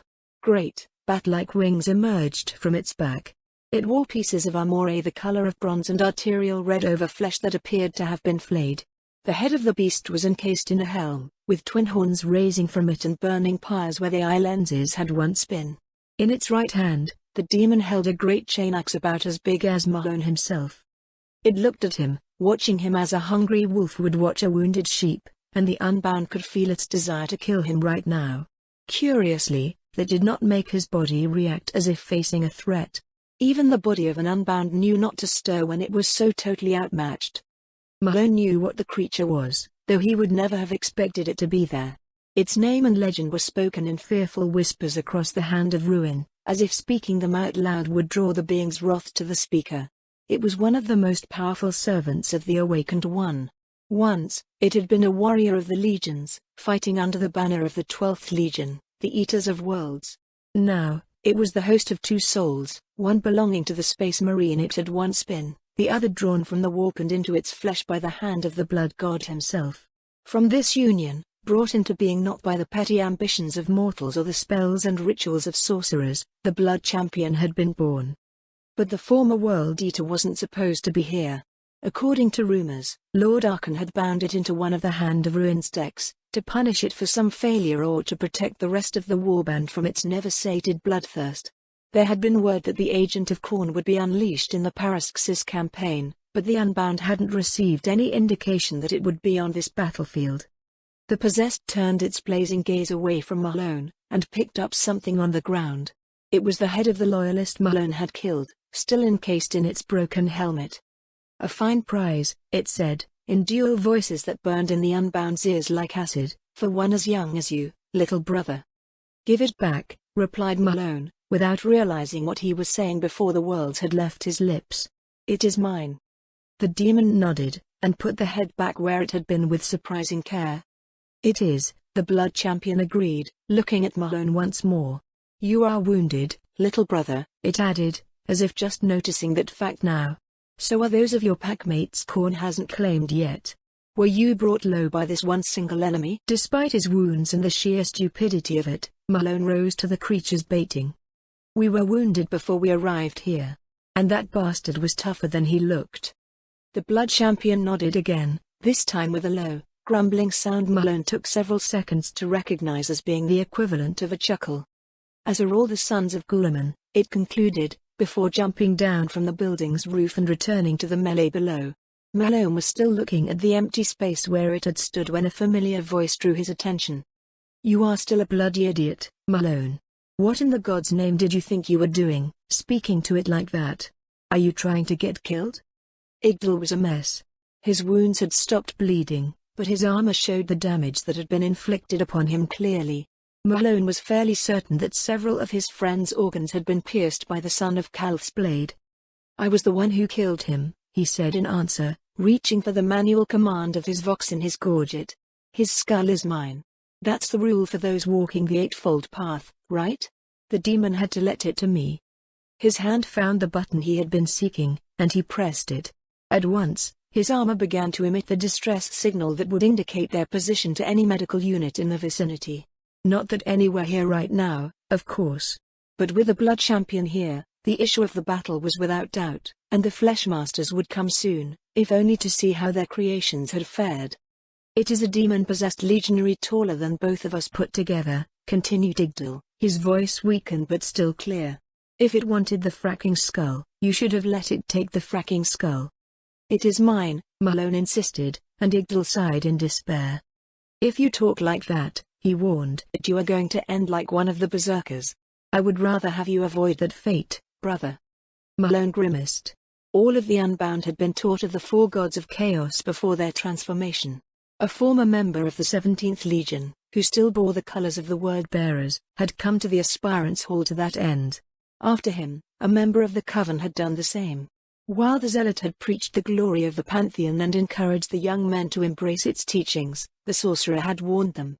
There were many risks, dangers and prices to the paths the ruinous powers demanded their followers to walk.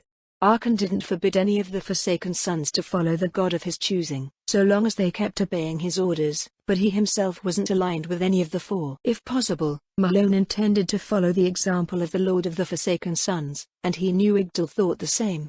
But they had also been warned that sometimes, the dark gods claimed mortals as their own whether they wanted it or not. In such instances, resisting their will was ill-advised and ultimately futile, as Magnus the Cyclops and Mortarion the Death Lord had learned to their cost. He hoped that wasn't what was happening to him.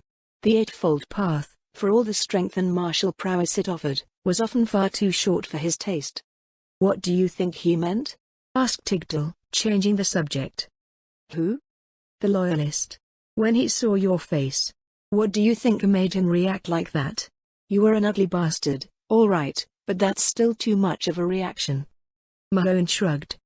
"No idea," he answered, and the skies above the broken pack of Unbound boomed with thunder that, to Malone's ears, sounded like the laughter of fate. Paranefa was reading the scrolling text of a data slate, alone in one of the Coven's gathering chambers. He had left his Fleshmaster's laboratory a few hours ago, when the last of the Unbound had risen from his slumber. Reports from the rest of the coffins indicated that it was unlikely any of them would awake soon, and even if one of them did, there were other Fleshmasters who could take care of the newborn Astartes. He had more pressing concern. The first result from his own batch of experiments had finally arrived. The first generation of Unbound seemed, so far, to have been a success. Of course, whether or not that would remain true depended on how well they would fare during the Paraxis campaign, but Paranefa was confident. They would do well. It was time for him and the other Fleshmasters to start working on the second generation, and how it could be made even more powerful, and Paranefa's work was, he knew, the key to this. His work had begun when he had realized the full truth of what Archon had said at the end of the Exodus: the time of the Primarchs was over. They had shaped the destiny of the galaxy, and they had failed to bring it to their vision. Paranefa's own father, Magnus, had failed most greatly of all. Instead of being master of his own destiny, he had let himself be manipulated from the beginning, and he had dragged his legion with him. If what Arsum had said of the Thousand Sons' fate in the Eye was true, then he had been played even after Horus had failed. Hopefully, this time, he would learn. But it didn't matter. The Primarchs were gone, their names already fading into myth in the rest of the galaxy.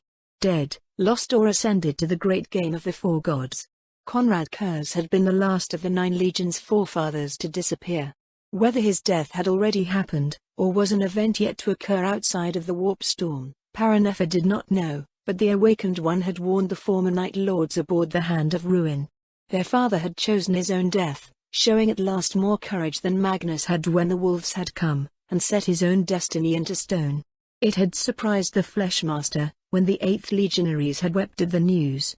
But they had endured, and moved on. With the Emperor's sons gone, it fell to their descendants to inherit the empire that was rightfully theirs. The Forsaken Sons had cast aside their allegiance to their failed fathers on the night Archon had bound the Oracle to his service. Those of the 9 legions who could not would only endure pain and misery, until they saw the truth.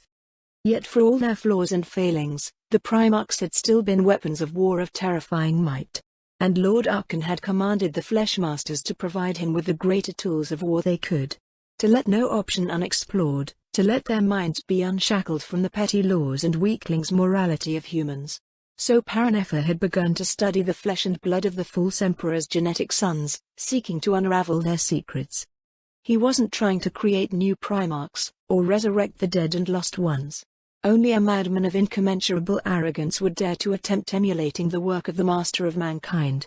And even so, resurrection was Jacaerys' domain, and the failures of the past had no appeal to him.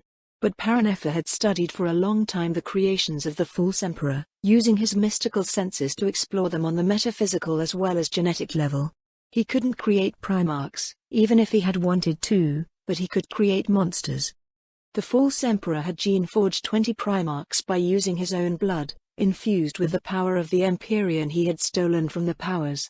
From the blood of the Forsaken Sons and the corpses of the Ultramarines, Paranepher had obtained the portions of the Anathema's gene code that had been used in the birth of 10 of the Imperium's fallen gods. Trading with the other Fleshmasters had enabled him to acquire genetic samples from the other Loyalist legions, pieces of flesh from Istvan V, or drops of blood from Terra herself. Which was probably for the best. Despite their renouncement to their legion's allegiances, Paranepher doubted most of the Forsaken Sons would have tolerated his work if it had concerned their own sire. He wouldn't have. That was why he was reading his first results here, away from the other Fleshmasters. He would have gone to his experiment directly, but one of the Coven had to keep watch over. Paranepher heard the sound of a door opening, and lifted his head from the data slate. Asim, his brother in blood and hierarchical superior, had finally emerged from his private quarters. It had been 9 days since the Lord of the Coven had gone to rest and meditation inside his chamber. Surely even Savar Khan himself would admit that it was enough for his body to recover from the damage it had taken. Yet there was something which surprised the former apothecary. In fact, it shocked him.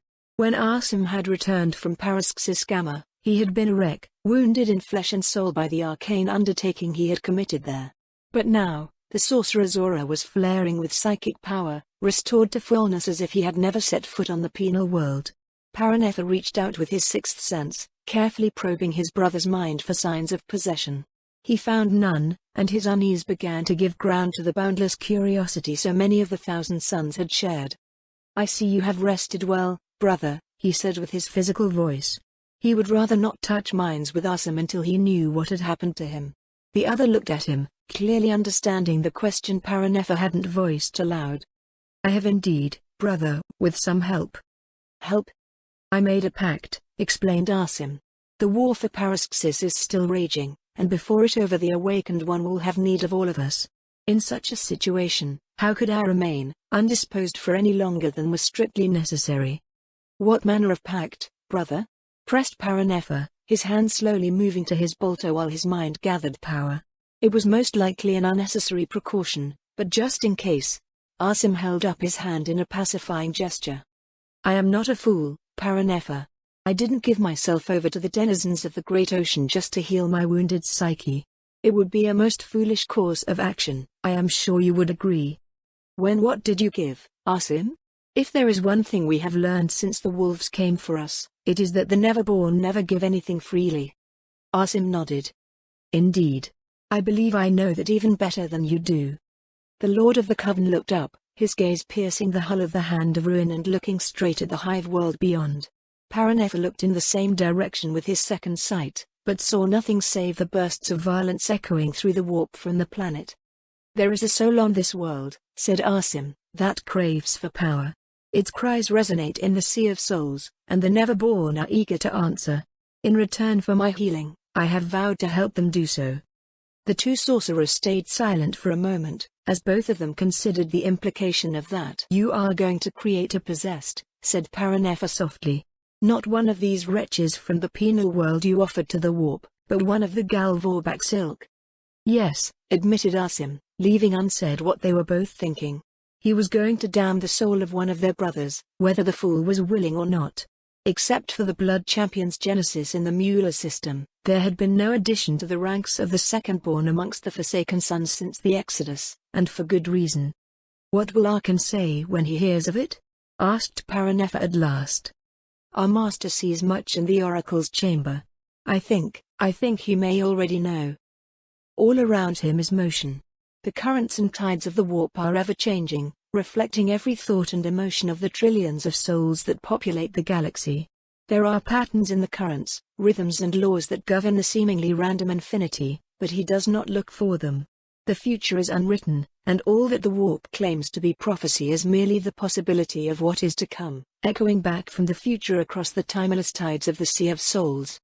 What he seeks here are not the ghosts of stillborn futures or the ashes of pasts that never happened.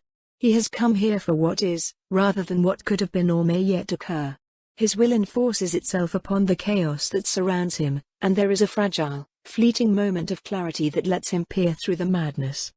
He sees an orb of pain and courage, a fulcrum upon which destiny will turn. Billions of sparks cover its surface, and a few turn around it, not yet added to the war unfurling upon the globe. The shadows of countless never-born surround the planet, drawn to it by the smell of bloodshed and the promise of feasting. But those are not his concern, either. He focuses on the sparks, on those shining bright enough to be distinguishable through the warp, those whose light reveals more of their nature in the great ocean. He wishes to look at them, to know which pieces have joined the board at this stage of the game. There are many of them, all of which will influence the end result. He sees them all, his vision passing from one to the next as he learns their position relative to each other and the ambitions that drive them in the war he had unleashed upon this world. He sees the bastard son of the proudest blood, whose ears listen to all yet who refuses to face the truth he has already understood. He sees the scholar whose books are filled with forbidden knowledge, seeking to place bindings upon another's soul without seeing those tightening around his own. He sees the knight in blue and green, whose bloodline is cursed to stay true to the dead ideals of the past while all they love turn to ruin around them. He sees the being that was alive, then dead, and is now alive again, brought back to existence by the grace of the Plague Father, as he works to give life to that which shall become death. He sees the prideful sign of the last tower, shouting his envy through the warp for the never-born to answer, coveting power no matter the cost. He sees the traitor who carries the blade of a dead people, gathering servants in the darkness as he dreams of future glories.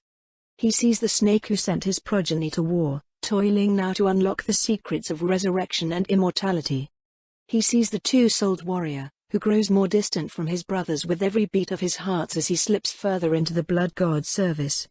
He sees a soul shining with torment and blinded by deceit, soon to be made to fight against those it desires to protect. He sees the killer who bears the weapon that lives, hunting amidst ruins to slake their common thirst for blood. He sees the greatest slave of the false emperor, spreading his lies across the world and turning others to his false, deceitful faith. He sees, near the scholar, the one who wants to merge his separate crafts to create the ultimate weapon, and a blasphemy without compare. And he sees something more, hidden deep in shadow, aware of his gaze and seeking to escape it. An enemy that has opposed him for long, but whose form eludes him still. This one is the most dangerous of all, for it is another player of this game of souls rather than a pawn, able to see the world as he does now.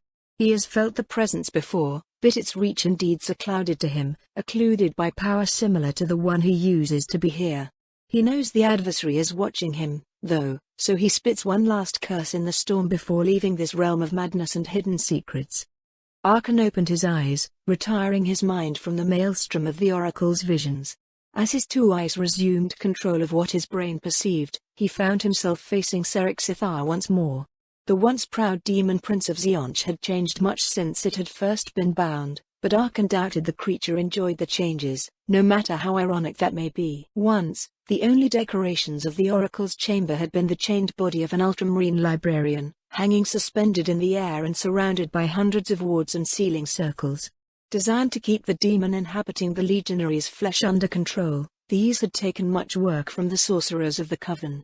They were also supposed to prevent the effects of having one of the warp's princelings in captivity over the ship. But with so many eldritch energy bottled up, mutation was inevitable. Blinking eyes and silently screaming faces had appeared on the walls, and Arkan was fairly certain the containment circles were turning around each other like the gears of some mechanisms when he wasn't looking at them. The thing that had changed most, though, was the Oracle's own appearance. Serak'Sithar's host no longer bore any resemblance to the proud warrior it had been before. The blue ceramite had merged with the flesh beneath, and grown grotesque limbs and mouths until it appeared to be a pillar of writhing flesh contained within the innermost circle.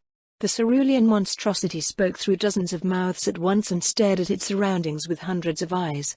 The mark of the Architect of Fate was branded upon its skin in numerous emplacements, and it began to wail as soon as Arkan returned his attention to reality. You reach for too much at once, Arkan. How many plans can you pursue, even without ever sleeping? No matter how much the Pantheon favors you, you are still only mortal. Sooner or later, you will slip, and I will laugh as all you have labored to build comes crashing down around you. The extremity of Arkan's lips trembled up slightly. These are no plans of mine, demon. I am merely monitoring what others are plotting, and seeing how to turn it to my advantage. Sophistry, said the myriad voices. And it will still come crashing down eventually. There are too many variables beyond your control, too many different desires and wills at work. Do not believe yourself to be the equal of the Architect of Fate. He alone can control all things into following his great plan. Your observations will only lead to cataclysm and destruction. Arkan's parody of a smile grew a bit wider. Oh, I know that, Serak'Sithar. In fact, I am counting on it. Arsum arrived to the ruins of High Vanister aboard one of the Hand of Ruin's Thunderhawks. The gunship, alongside many other of the ship's transports, had been scheduled to bring materials to the forces of the Forsaken Sons present in the conquered city, and no one had objected when he had simply walked aboard, wearing his armor and carrying his staff. The tech priests who were overseeing the loading of the transport had simply bowed and arranged their cargo to make room for him. Rank, for all the responsibilities it carried, also had its privilege, and as leader of the Coven, Arsum was amongst the highest-ranked individual in the informal hierarchy of the Warband. There was something disrespectful in using the Thunderhawk for carrying goods. The gunship was a weapon, a predator that brought the angels of death onto the fields of battle. Arsum could feel the irritation of its machine spirit, only placated by the constant prayers and invocations of the tech priests all along the journey. Like all of them, the Thunderhawk was changing, taking on new traits more adapted to this new existence. As the craft descended through the planet's atmosphere, the former Thousand Sun reached with his sixth sense, trying to get a feel of his destination. The hive was a maelstrom of violent emotions, fear, anger, bloodlust, pain and horror. Creatures of the warp were taking shape in the shadows, birthed by the souls of those who still lived. 1,000 nightmares had already become real, and more were pressing on the veil, eager to tear through its weakened fabric and incarnate themselves into the world of matter. Once, feeling such things would have made Arsum recoil in horror, and call for the planet's destruction. But all things changed. When the Thunderhawk touched the ground, the sorcerer was the first to leave by the disembarkation ramp. It was raining, not the blood rain that he had been told had followed his ritual, but a clearer rain that washed away the blood that covered almost every surface. A mere brush with the warp told Arsum that this wasn't ordinary rain either, though. These drops were the tears spilled by the hive's denizens, their sorrow reflected in the Empyrean and brought back to them by the storm. There was a poetry in that, as well as a dark humor that doubtlessly made the dark god smile. To Arsum's moderate surprise, his arrival had clearly been expected. A warrior clad in the colors of the 4th Legion, with his shoulder emblem painted black to mark his allegiance to the Forsaken Sons, stood in front of the ramp. Behind him, several servitors waited to begin unloading the Thunderhawk so that it could return to the Hand of Ruin. The Astartes was known to Arsum, of course.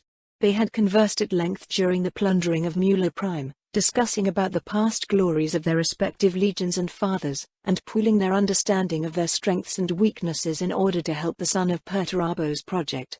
From what Arsum had learned from the transmissions he had listened to in the Thunderhawk, he was now effectively the commander of the invasion force in Annister, risen to command by the fallen Battle of Lucian. And that was probably a good thing in the long term. Iron warriors had always been more competent than any other of the 9 legions in the art of siegecraft, be it as attackers or defenders. Karkios, he greeted the former Iron warrior, slightly bowing his head. It has been a long time. "It has," answered Karkios, saluting him with a clenched fist pressed on his chest, the traditional salute to a superior officer. The 4th Legion had always taken matters of protocol seriously, an inevitable result when your commander could assign you to the most dangerous part of battle in the next grinding.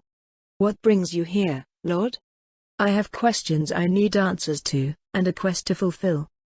The two Astartes stood in what had once been the house of one of the Hive's noble families. Karkios had installed the headquarters of the invasion force in a former ballroom, its former function shown only by the pieces of broken furniture on the far sides and the paintings on the walls. The place was broad enough to accommodate the cogitators and other devices required for Karkios to command the operation. Asim had seen several splatters of blood as Karkios had led him, but relatively little damage to the building itself, and asked the former Iron Warrior about it. Apparently, the inhabitants had been infiltrated by a cult of the ruinous powers prior to the arrival of the Warband. When the Forsaken Sons had launched their assault, they had killed those who were still loyal and knelt before the chosen champions of the gods. "I have been away from the war while I was recuperating, Karkios, and there is only so much I can learn from picked-up transmissions, especially under the storm," said Asim. "First, tell me the situation on the planet." The former Iron Warrior activated an hololithic table. It was nowhere as powerful as the hindsight back on the ship, but it was more than capable of displaying the slowly turning globe of Paraxis Alpha. The planet was about the same size as Terra. Lines of data scrolling in the air indicated that the world's core, however, that poorer in heavy metal than mankind's cradle. Since Paraxis Alpha's gravity was similar to that of the throne world, this hinted at terraformation on a terrifying scale, probably committed by the former overlords of the system, before the Great Crusade. There were two major landmasses, separated by vast oceans whose purity had once been maintained by a carefully engineered balance in the ecosystem. With the decay of the planet's infrastructure, it wouldn't be long before the great purifying devices failed and the seas turned into poison slime. At Karkios' command, the 6 hive cities of the world were highlighted on the map. Above 2 of them floated the chained demon head of the Forsaken Sons, while the Imperial Aquila shone upon the 4 others.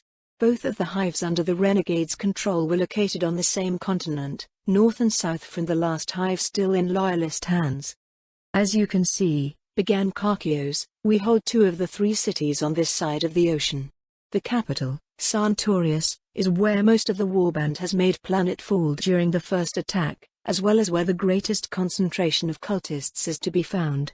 There are hundreds of marines and thousands of mortal fighters there, and tens of thousands of cannon fodder. But as far as I know, no one is actually in charge. Lord Arkan has issued his commands to the pack leaders and mortal overseers, but hasn't appointed an overall commander." Beneath his helmet, Asim raised an eyebrow. "Really? That seems an uncharacteristically careless move from the Awakened One.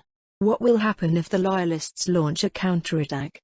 "Hive Santorius still has most of its defenses intact, thanks to the efforts of our infiltrated agents," explained Karkios.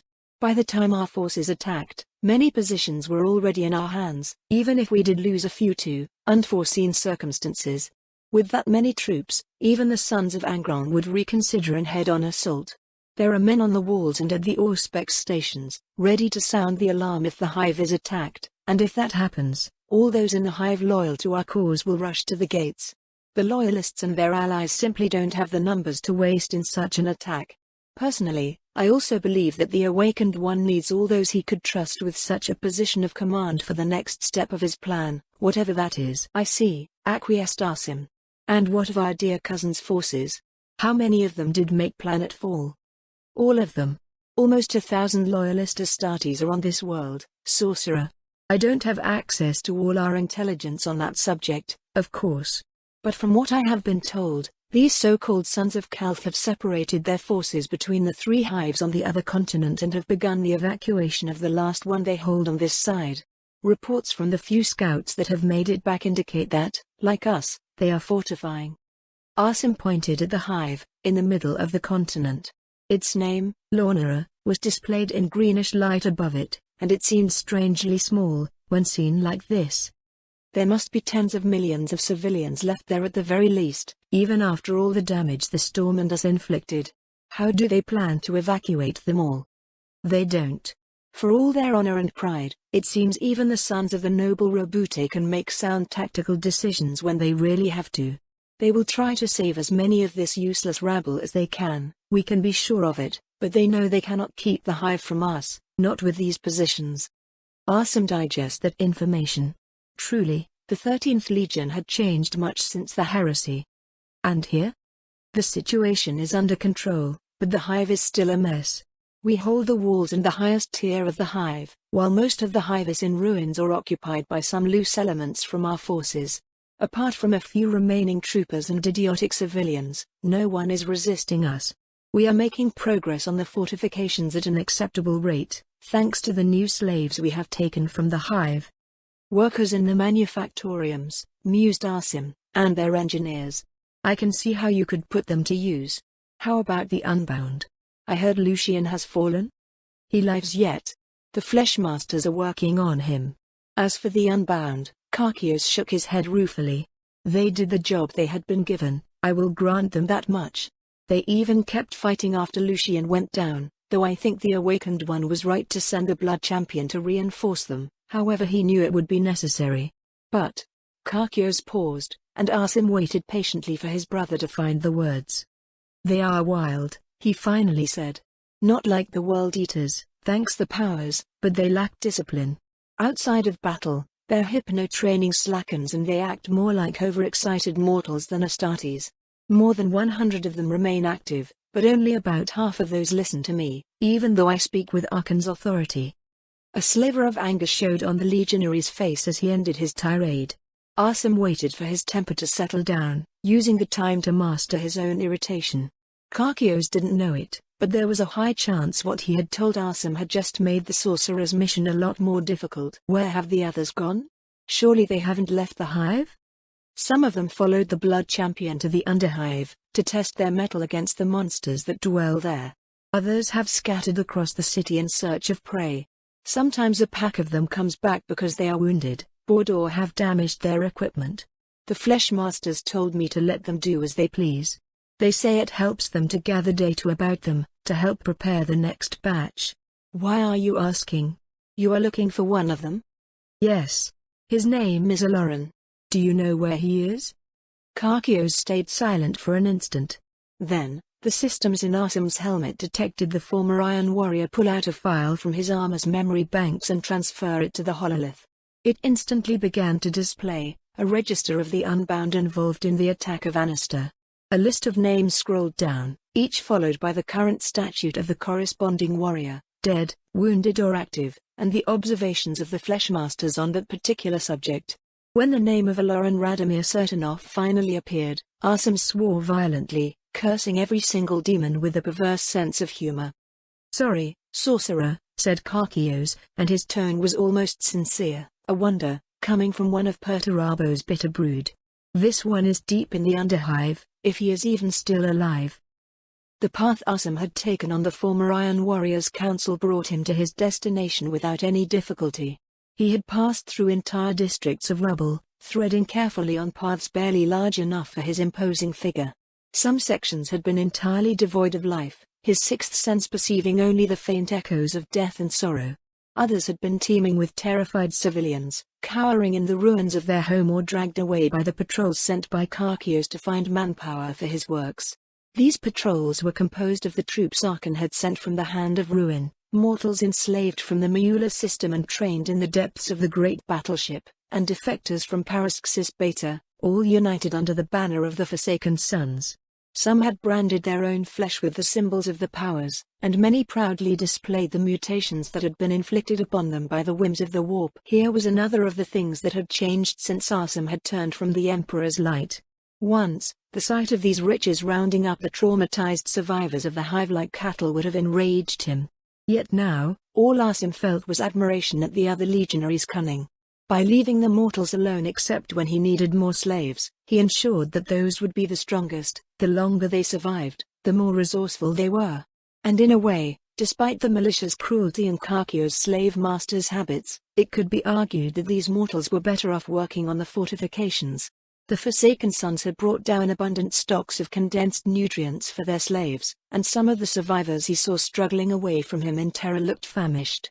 At least in the slaveholds they would be fed, and Karkios and his packmates were pragmatic enough not to work them to death and keep them protected from the incarnated predators of the warp and the feral killers still loose in the hive. Through the journey, there had been one constant. Apart from the occasional resisting civilian or fight between two groups of militia too lost on whatever stims they had obtained on the hand of ruin or fabricated for themselves, there was no violence. This part of the hive was under the control of the Forsaken Sons led by Karkios, even though there was no doubt that entire sections are still entirely lost to anarchy. The relative peace would soon be gone, however, as he neared the unseen border that, in all such cities across the galaxy, separated the Underhive from the civilized, lawful districts. And as Karkios had told him, the paths to the realm beneath were heavily guarded. The checkpoint Asim had reached was in one of the broadest streets he had crossed so far. By that point, it had been several minutes since the crying sky had been visible. Support archways and the sheer size of the surrounding buildings blocked the skyline entirely. The only sources of illumination were the few Lumi globes that still miraculously worked and the fires lit by the guards so that they may keep watch. A barricade had been built by the Loyalists, blocking the entire avenue and rising 6 meters high. The corpses of its former defenders lay down at the bottom, unceremoniously dropped from above after they were slain. 5 Unbound now stood vigil, their back turned to Asim and their bolters trained on whatever was on the other side. Mortals also guarded the entrance, manning the weapons left by the Loyalists, flamers and heavy guns that could tear through ceramite with ease. Even from a distance, the sorcerer could feel their focus, excitement and concealed fear, and he began to wonder just what he had gotten himself involved with when he had accepted the deal offered by the Herald. He approached, walking in the middle of the street to ensure he wouldn't be taken for an enemy. Not that his powers couldn't protect him, but it would have been a bad beginning. 2 more Unbound emerged from one of the buildings by the side of the road. As they advanced toward him, Asim extended his sixth sense, filtering out the background aura of pain and sorrow to get a feeling of their minds. One of them, who walked just back enough from the other to make clear who the leader was, had a deep and focused mind. Asim could see how he was being perceived, the image reflecting in the Unbound's surface thoughts, not an enemy, but someone to be wary of. The young Marine knew that he was a sorcerer, which, given Asim's attire, was hardly surprising, but he didn't know him personally. The Lord of the Coven had had little opportunity to interact with the new generation, which was a shame. The Flesh Masters appeared to have put a lot of work into them. The other one, the leader, was a very different creature. The unrestrained power of the Unbound coursed through his flesh and soul, the fire of his core drawing the attention of 100 weakling never born. An Astartes helm in the colors of the Sons of Kelf hung from his belt, and he held in his hand a power blade marked with the emblem of Ultramar, doubtlessly the very weapon of the warrior whose head he now used as decoration. To slay a member of the Loyalist legions was no small feat, especially for the newly created Unbound. Despite all the strength they had been granted, they still lacked the proper experience in fighting those possessing it too. That was the reason Anaster had been chosen for their first battle, after all. Asim thought that if he didn't kill himself doing something foolish, the young blood had the potential to become a prominent figure amongst the Warband. The discussion was curt, and underlined with tension. Not directed toward Asim, but toward the barricade. Clearly the Unbound expected to come under attack at any moment, and had difficulties focusing on the sorcerer when battle was likely to erupt at any moment. According to the duo, the outpost was regularly attacked by creatures from the Underhive, mutated freaks with no tactic beyond charging the walls and being torn apart by the heavy guns so that the few who managed to climb the barricade could be slain by the Unbound themselves. Most of the bodies. When Asim mentioned Aloran's name, he felt a surge of anger from Malone, and a deep sense of disquiet from Migdal, respectively the Sanguine Soul and the Phlegmatic One. Apparently, they didn't like their fellow Unbound. Still, they told Asim that he was still in the Underhive, and had been for several days. It wasn't the longest time any group had been down there, though, so he was probably still alive. Asim didn't need his psychic talents to see how much Malone hoped to be wrong. When the sorcerer asked if they had someone who could guide him through the Underhive amongst the mortals they commanded, they both looked at each other for a second before nodding, apparently thinking of the same individual. "Oh, Balthazar. Come down here, there is someone who needs your services." In answer to Malone's call, one of the mortals on the barricade, who had been resting until then, came down and trotted toward them. He was wearing scavenged body armor, and bore many scars upon the rare patches of exposed skin that told of a life lived on the edge of civilization, but it was his weapon that drew Asim's attention as he drew nearer. The man carried a las rifle which to the human eye looked to be nothing special apart from being better maintained than those of most of the Warband's human auxiliaries. But to Asim's sixth sense, it was alive with power. A demon lived in the weapon, bound to the materium by its physical presence. Whether or not the man, Balthazar, Malone had called him, knew the nature of his weapon, Asim didn't know, but he resolved to investigate this matter once he was done with his present business. One thing was clear to him, though: this mortal had been one of the inmates he had sent through the warp, though he wasn't one of those he had given over to the denizens of the infernal realm. "I am looking for one of the unbound that went into the underhive," declared Asim once the mortal had reached him. "I should be a way to detect him when we are near. These warriors say you can guide me. Is it true?" The mortal stared at Asim with eerie focus. For a moment, the sorcerer wondered if he knew that Asim was the one who had sent him from Paraxis Gamma to this place through the warp, and if he would hold a grudge for that. Then he bowed his head, and said, "Last time we counted, there weren't that many left inside. If he is still alive, I promise you we will find him, Lord.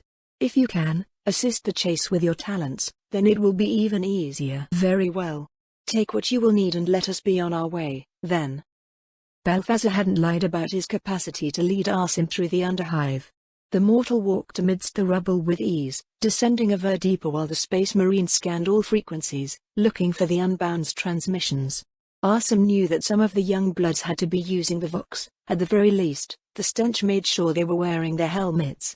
Even though his armors rebreathers, Asim could smell the rotting flesh and ever-present rust, the poisonous chemicals dripping from the factories above for generations, and the potent scent of blood. Though he didn't dare reach too far with his sixth sense, Asim could still feel that great power was at work here. The familiar aura of the Blood Champion was the closest, radiating the disturbing kind of half-serenity that the possessed World Eater found in the aftermath of butchery, in the slice of time between the kill and the resurgence of his murderous urges. But even though the psychic mark of the former World Eater made his skull ache, it was a soothing presence compared to what he could feel lurking deep beneath his feet. Raw horror emanated from the depths of the underhive, and the veil between reality and the warp, already thinned by the storm, was threatening to burst at a moment's notice. Shadows danced at the corner of Asim's vision, great shapes with claws and dripping fangs that followed him and his guide. He wanted to reach out, to find what it was that waited in the darkness, to know the face of the creatures so that he may better face them. But his instincts were kept in check by his training amongst the 15th Legion and his experience during the Exodus. To open his senses now, beyond what he always perceived through them, would be to expose his soul to the taint. He was already corrupted enough, with one of the dark gods claiming his soul because of his father's bargain and a scion of the blood god haunting him. No need to add to his damnation yet. If Balthazar noticed the corruption in their surroundings, he gave no sign of it. In another mortal, such fortitude would have been surprising, and even suspect, but Balthazar had endured the madness of Paraxis Gamma and the passage through the warp to this benighted place. His soul had been hardened against such things, and it showed to Asim's second sight as a halo of stirring redness, an aura that reflected how the murderer saw the world. His vision had been narrowed down to how to kill the most effectively and in the greatest number and ignored all the rest. On any civilized world, he would have been put down as a dangerous psychopath, but here, it made him an excellent servant of the Forsaken Sons, as long as the Warband gave him opportunities to indulge his bloodlust. As they went deeper, the two renegades came across a lake of chemicals of several tens of meters of diameter. Asim couldn't be bothered to calculate how long it had taken for the toxic pool to be formed by the leaking waste product of the hive, but his armor told him all he needed to know. The sludge was a cocktail potent enough to melt the lungs of an unaugmented human if its vapors were inhaled, and nothing would remain from any flesh dipped into it. There was only one way forward, a bridge of metal plates, scavenged from various sources and hung above the lake by cables binding them to the ceiling. "This doesn't look like it could bear my weight," remarked Asim.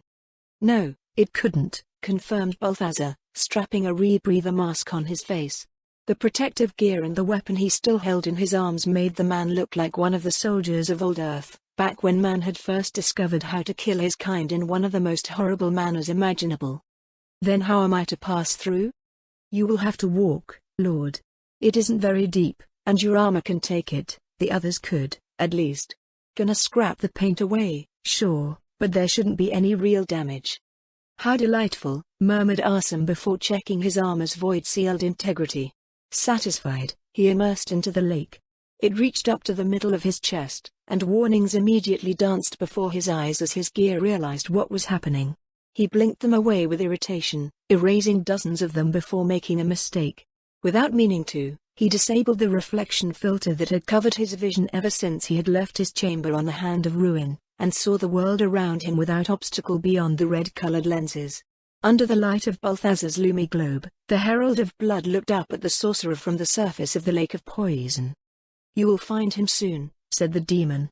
"Then, you will descend deeper into this realm of fears and shadows, for it is its king which is fated to become one with the son of the tainted blood." Great, thought Arsum, knowing the Herald would hear it and trying very hard not to dwell on the implications of that. "You didn't mention this in our accord. It is the will of the gods. Do not forget, Father, that you are their instrument in this affair, in return for your restoration." "I know." They found the Unbound 16 minutes after crossing the lake.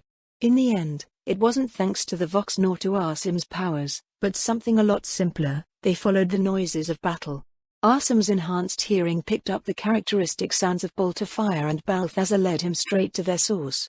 When they reached the location of the battle, both the warp-marked soul bearing a power touched by the blood god and the sorcerer stopped in their tracks as they took stock of the scene before them. Three Unbound stood amidst a circle of dying flesh, fighting with gun and blade against a horde of malformed monsters. Like Arsum's, their armor was partly discolored, though the dull grey of bare ceramite was hardly visible under the blood and viscera that covered them. They were careful not to waste their ammunition, shooting only when needed to save themselves or one of the two others. They fought bravely, yet if nothing changed, the end result was obvious.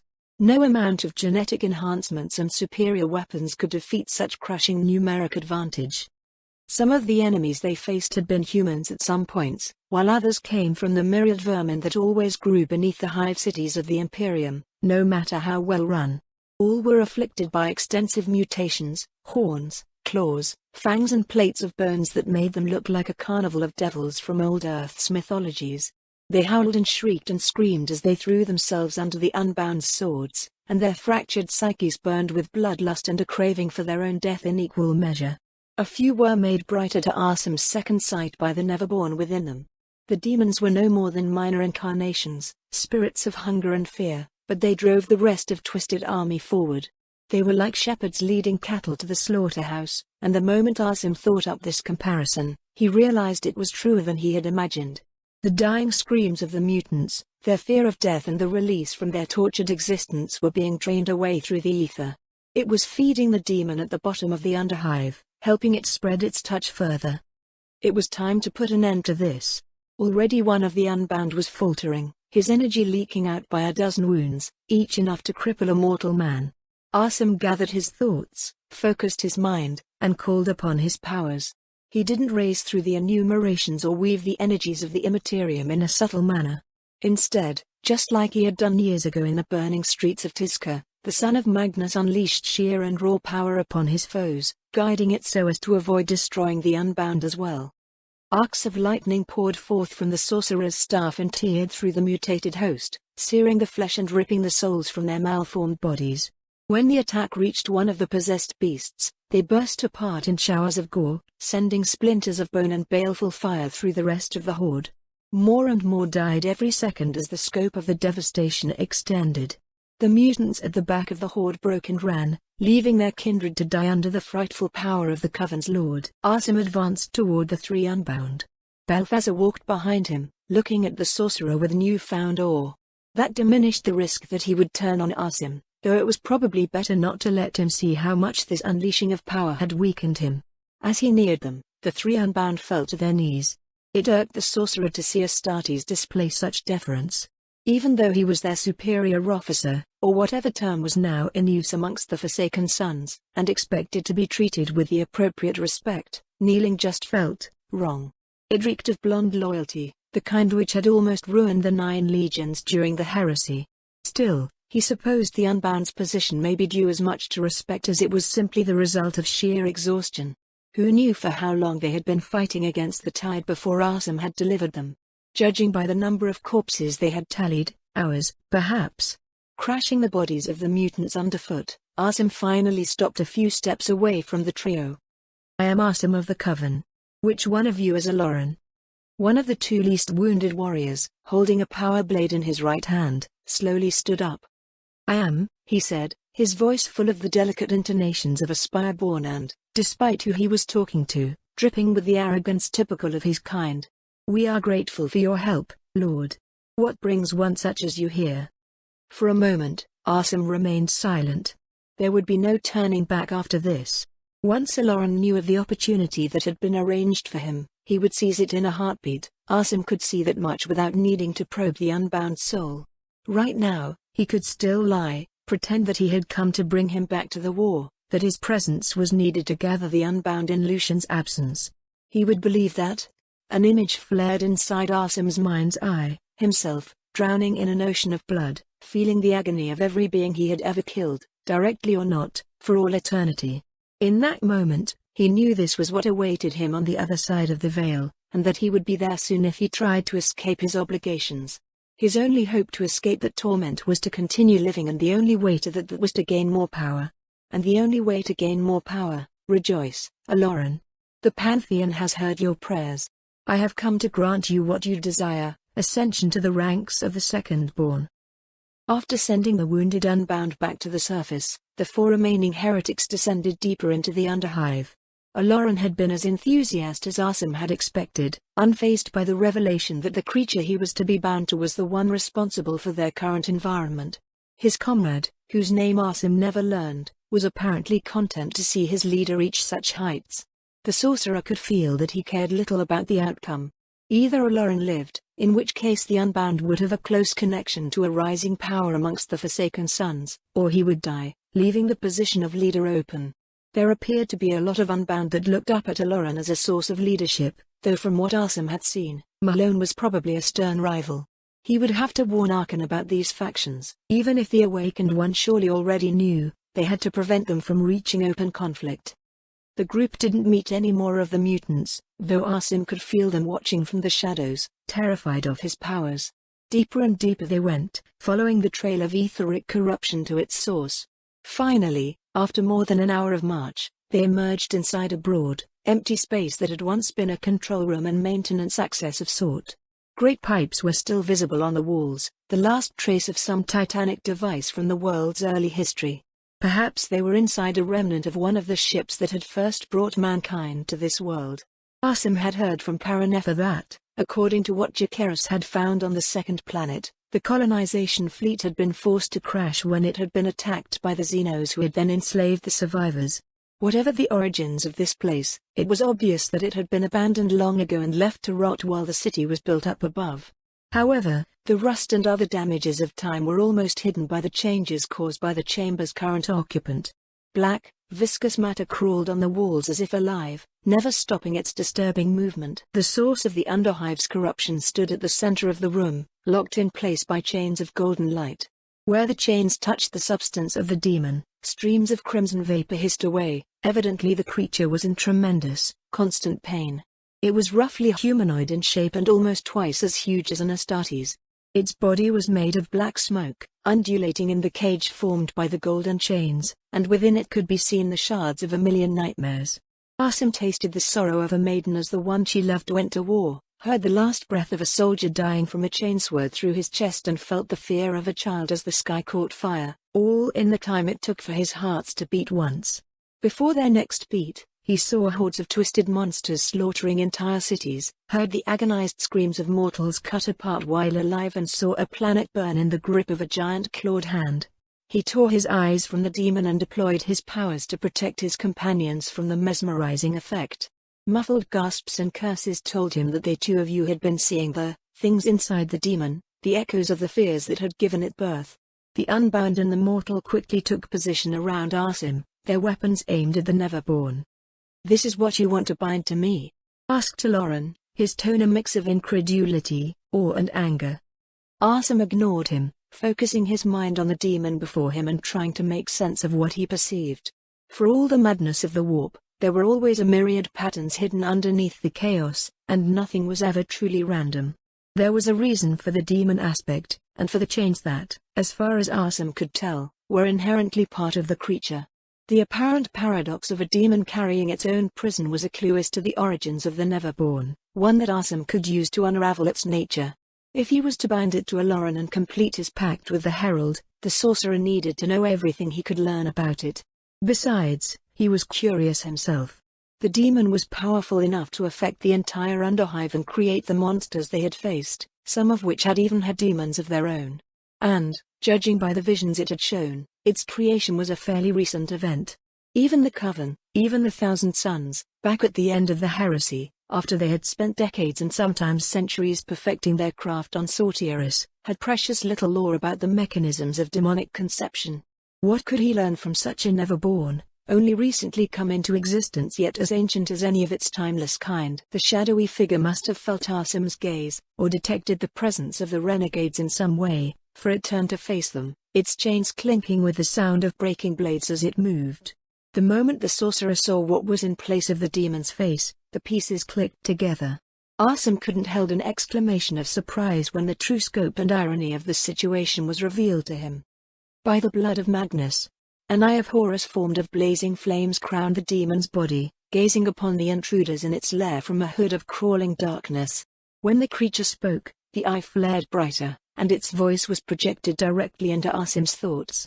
The sorcerer's mind interpreted the psychic contact as a choir of voices screaming in terror, the cries somehow managing to form words. "I know you, sorcerer." "Do you now?" said Asim out loud, steeling his psyche against the feeling of utter violation caused by the demon's silent speech. "The Sea of Souls is still in turmoil from your deeds, sorcerer.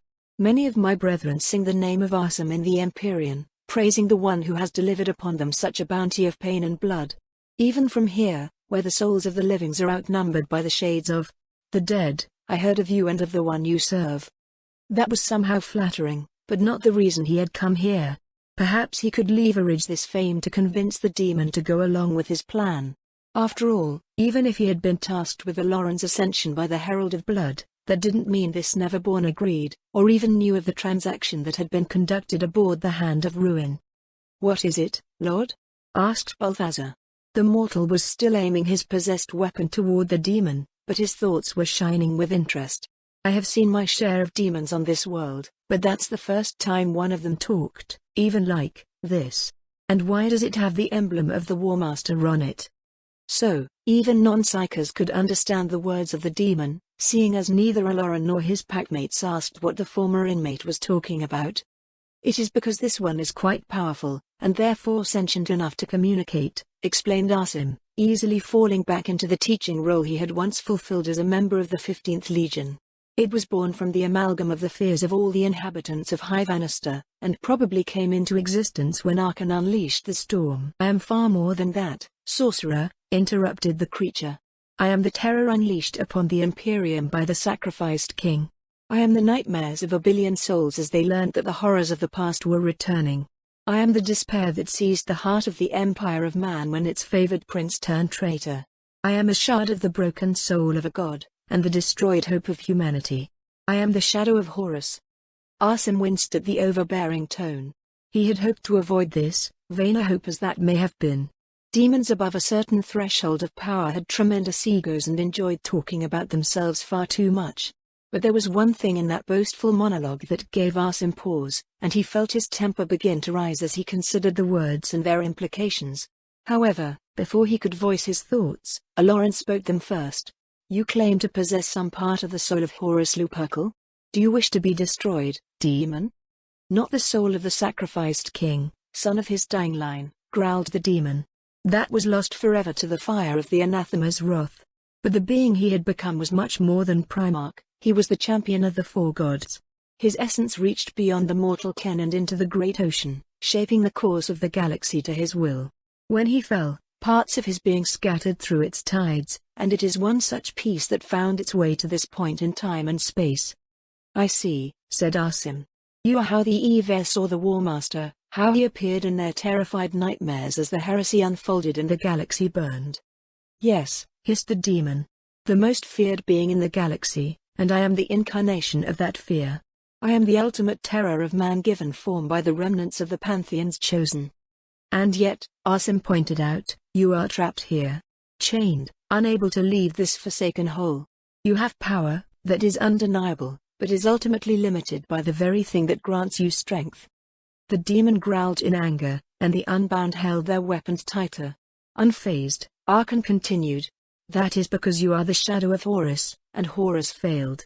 He died in the orbit of terror, aboard the vengeful spirit, never even setting foot on the world that would have been the emblem of his victory himself. You were given birth when Archon unleashed the warp storm at Alias, and by then these people all knew of the War Master's defeat. I have no doubt 1,000 different accounts of that day circulated in this hive alone, yet all must have had one detail in common: the Emperor killed Horus. These chains you bear are made of that knowledge, and of the belief that Horus' soul is now forever consigned to the underworld. That's why you appeared here and not blazing from the skies as a herald of imminent doom. And that is also why we are here.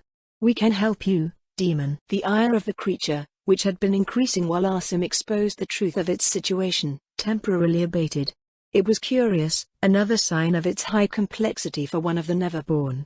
Most demons lacked all ability to consider the future, as they were timeless entities, and could never plan anything but how to kill their next prey. Speak, sorcerer, said the shadow of Horus. I have been tasked with offering you to bound with this worthy soul, began Asim, indicating Aloran with his staff. His flesh would host your essence, and thus allow you to journey across the stars instead of languishing here. In return, you would grant him the power he desires and that the gods wish him to obtain. You would hunt together, and spread fear and pain across the galaxy as a powerful member of our warband. Such is the compact, to which this warrior has willingly agreed. What says you? The shadow turned its gaze upon Aloran. Without needing Asim's prompting, the unbound advanced toward the demon. You are the son of my father, said the shadow. They hid your origins from you, but I can feel his essence running through your blood. You are a son of Horus, one of those who once ruled over the gods' armies in their name, and are now most fallen from grace. Yet you have never seen the figure of the sacrificed king, never waged war alongside him. What is it you want from me, forsaken son? Power, answered Aloran without any hesitation. He didn't appear surprised at all by the revelation of which gene seed had been used during his ascension to the ranks of the Astartes. I want the power to destroy, to conquer and to rule. I want my foes to tremble in terror at the mention of my name. I have seen the power your kind can grant, and I want it. Such things are not without cost, warned the demon, an edge of teasing in its voice. Even shall I agree to this compact, if I find your soul wanting, I shall crush you and claim your body as my own so that I may honor the debt I would owe to the Forsaken Sons. Are you really certain you are strong enough? The shadow already knew Aloran was committed, Asim thought. It was taunting him so that the young blood would make the final step into damnation willingly. I know the risks, said the Unbound. I don't care. I will show you my strength, and master the power you have to offer. My will is strong, and you shall not break it, demon. The sound of a spaceship breaking apart emanated from the creature, and it took a moment for Asim to recognize it as a chuckle. Sorcerer, it called. I accept this bargain, and by the compact Unbound. Through the flesh of this warrior, I pledge my power to the Forsaken Sons, until the end of the binding. Do what you have to do. Asim had never performed a possession ritual before. He had studied the methods employed by the word-bearers, piecing out the law from the fanatic nonsense, but even the 17th had never had to face a case such as this one. The shadow of Horus was already incarnated, while typical possession involved the demon being summoned from the Empyrean into the host's body. It technically made things easier, since it wouldn't require the power to drag the Neverborn into real space. But at the same time, it was a foray into the unknown. Without the agreement of both parties and the howling warp storm, Asim would never have tried this alone. Aloran was kneeling before the demon in the center of an hexagrammic circle. He was bareheaded, his eyes closed in meditation, and utterly still. The shadow of Horus loomed over him, like a king of hell circles preparing to anoint a knight. The circle was isolating them, preventing the power of the demon to spread further. Balthazar and the other Unbound observed from a safe distance, and Asim, who stood at the edge of the circle, could feel their expectation and unease. The sorcerer had removed his helmet. Without its psychic hood, he could manipulate the ether more precisely, but was in great danger if this dragged out. So far, the presence of the shadow had kept lesser spirits at bay, but now that it was contained, they would soon return. He had to do this quickly and perfectly. It wouldn't do to make a flawed work of a soul's damnation. Carefully, he reached out into the circle with his mind. At once, the terror of a billion souls pressed on him, threatening to break through his will and conditioning and turn him into a screaming, broken wretch. He held on, diverting the strength of the assault away, and his mouth began to form the lines of the highest enumerations. He focused on the shadow of Horus, and began to undo the threads of physicality that bound it to the material plane. Every time he removed one such thread, he created a new one between Aloran's soul and the demon's essence. At least, that was how he would have described it to someone without the sixth sense. As all such descriptions, though, it was tremendously lacking.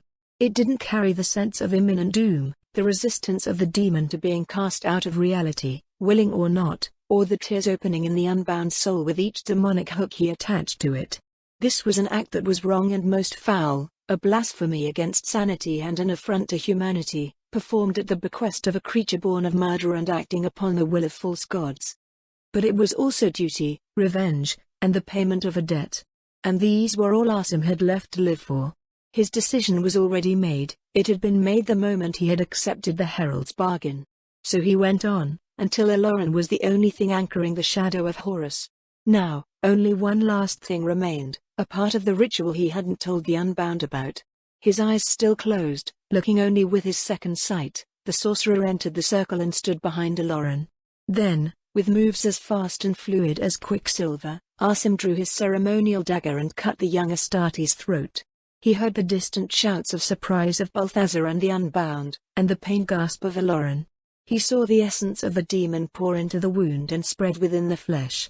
And he saw, in the last instant before his helm was put back on his head by his trembling hands and protected him from the rest of the warp, the battle begin for the soul of the new possessed.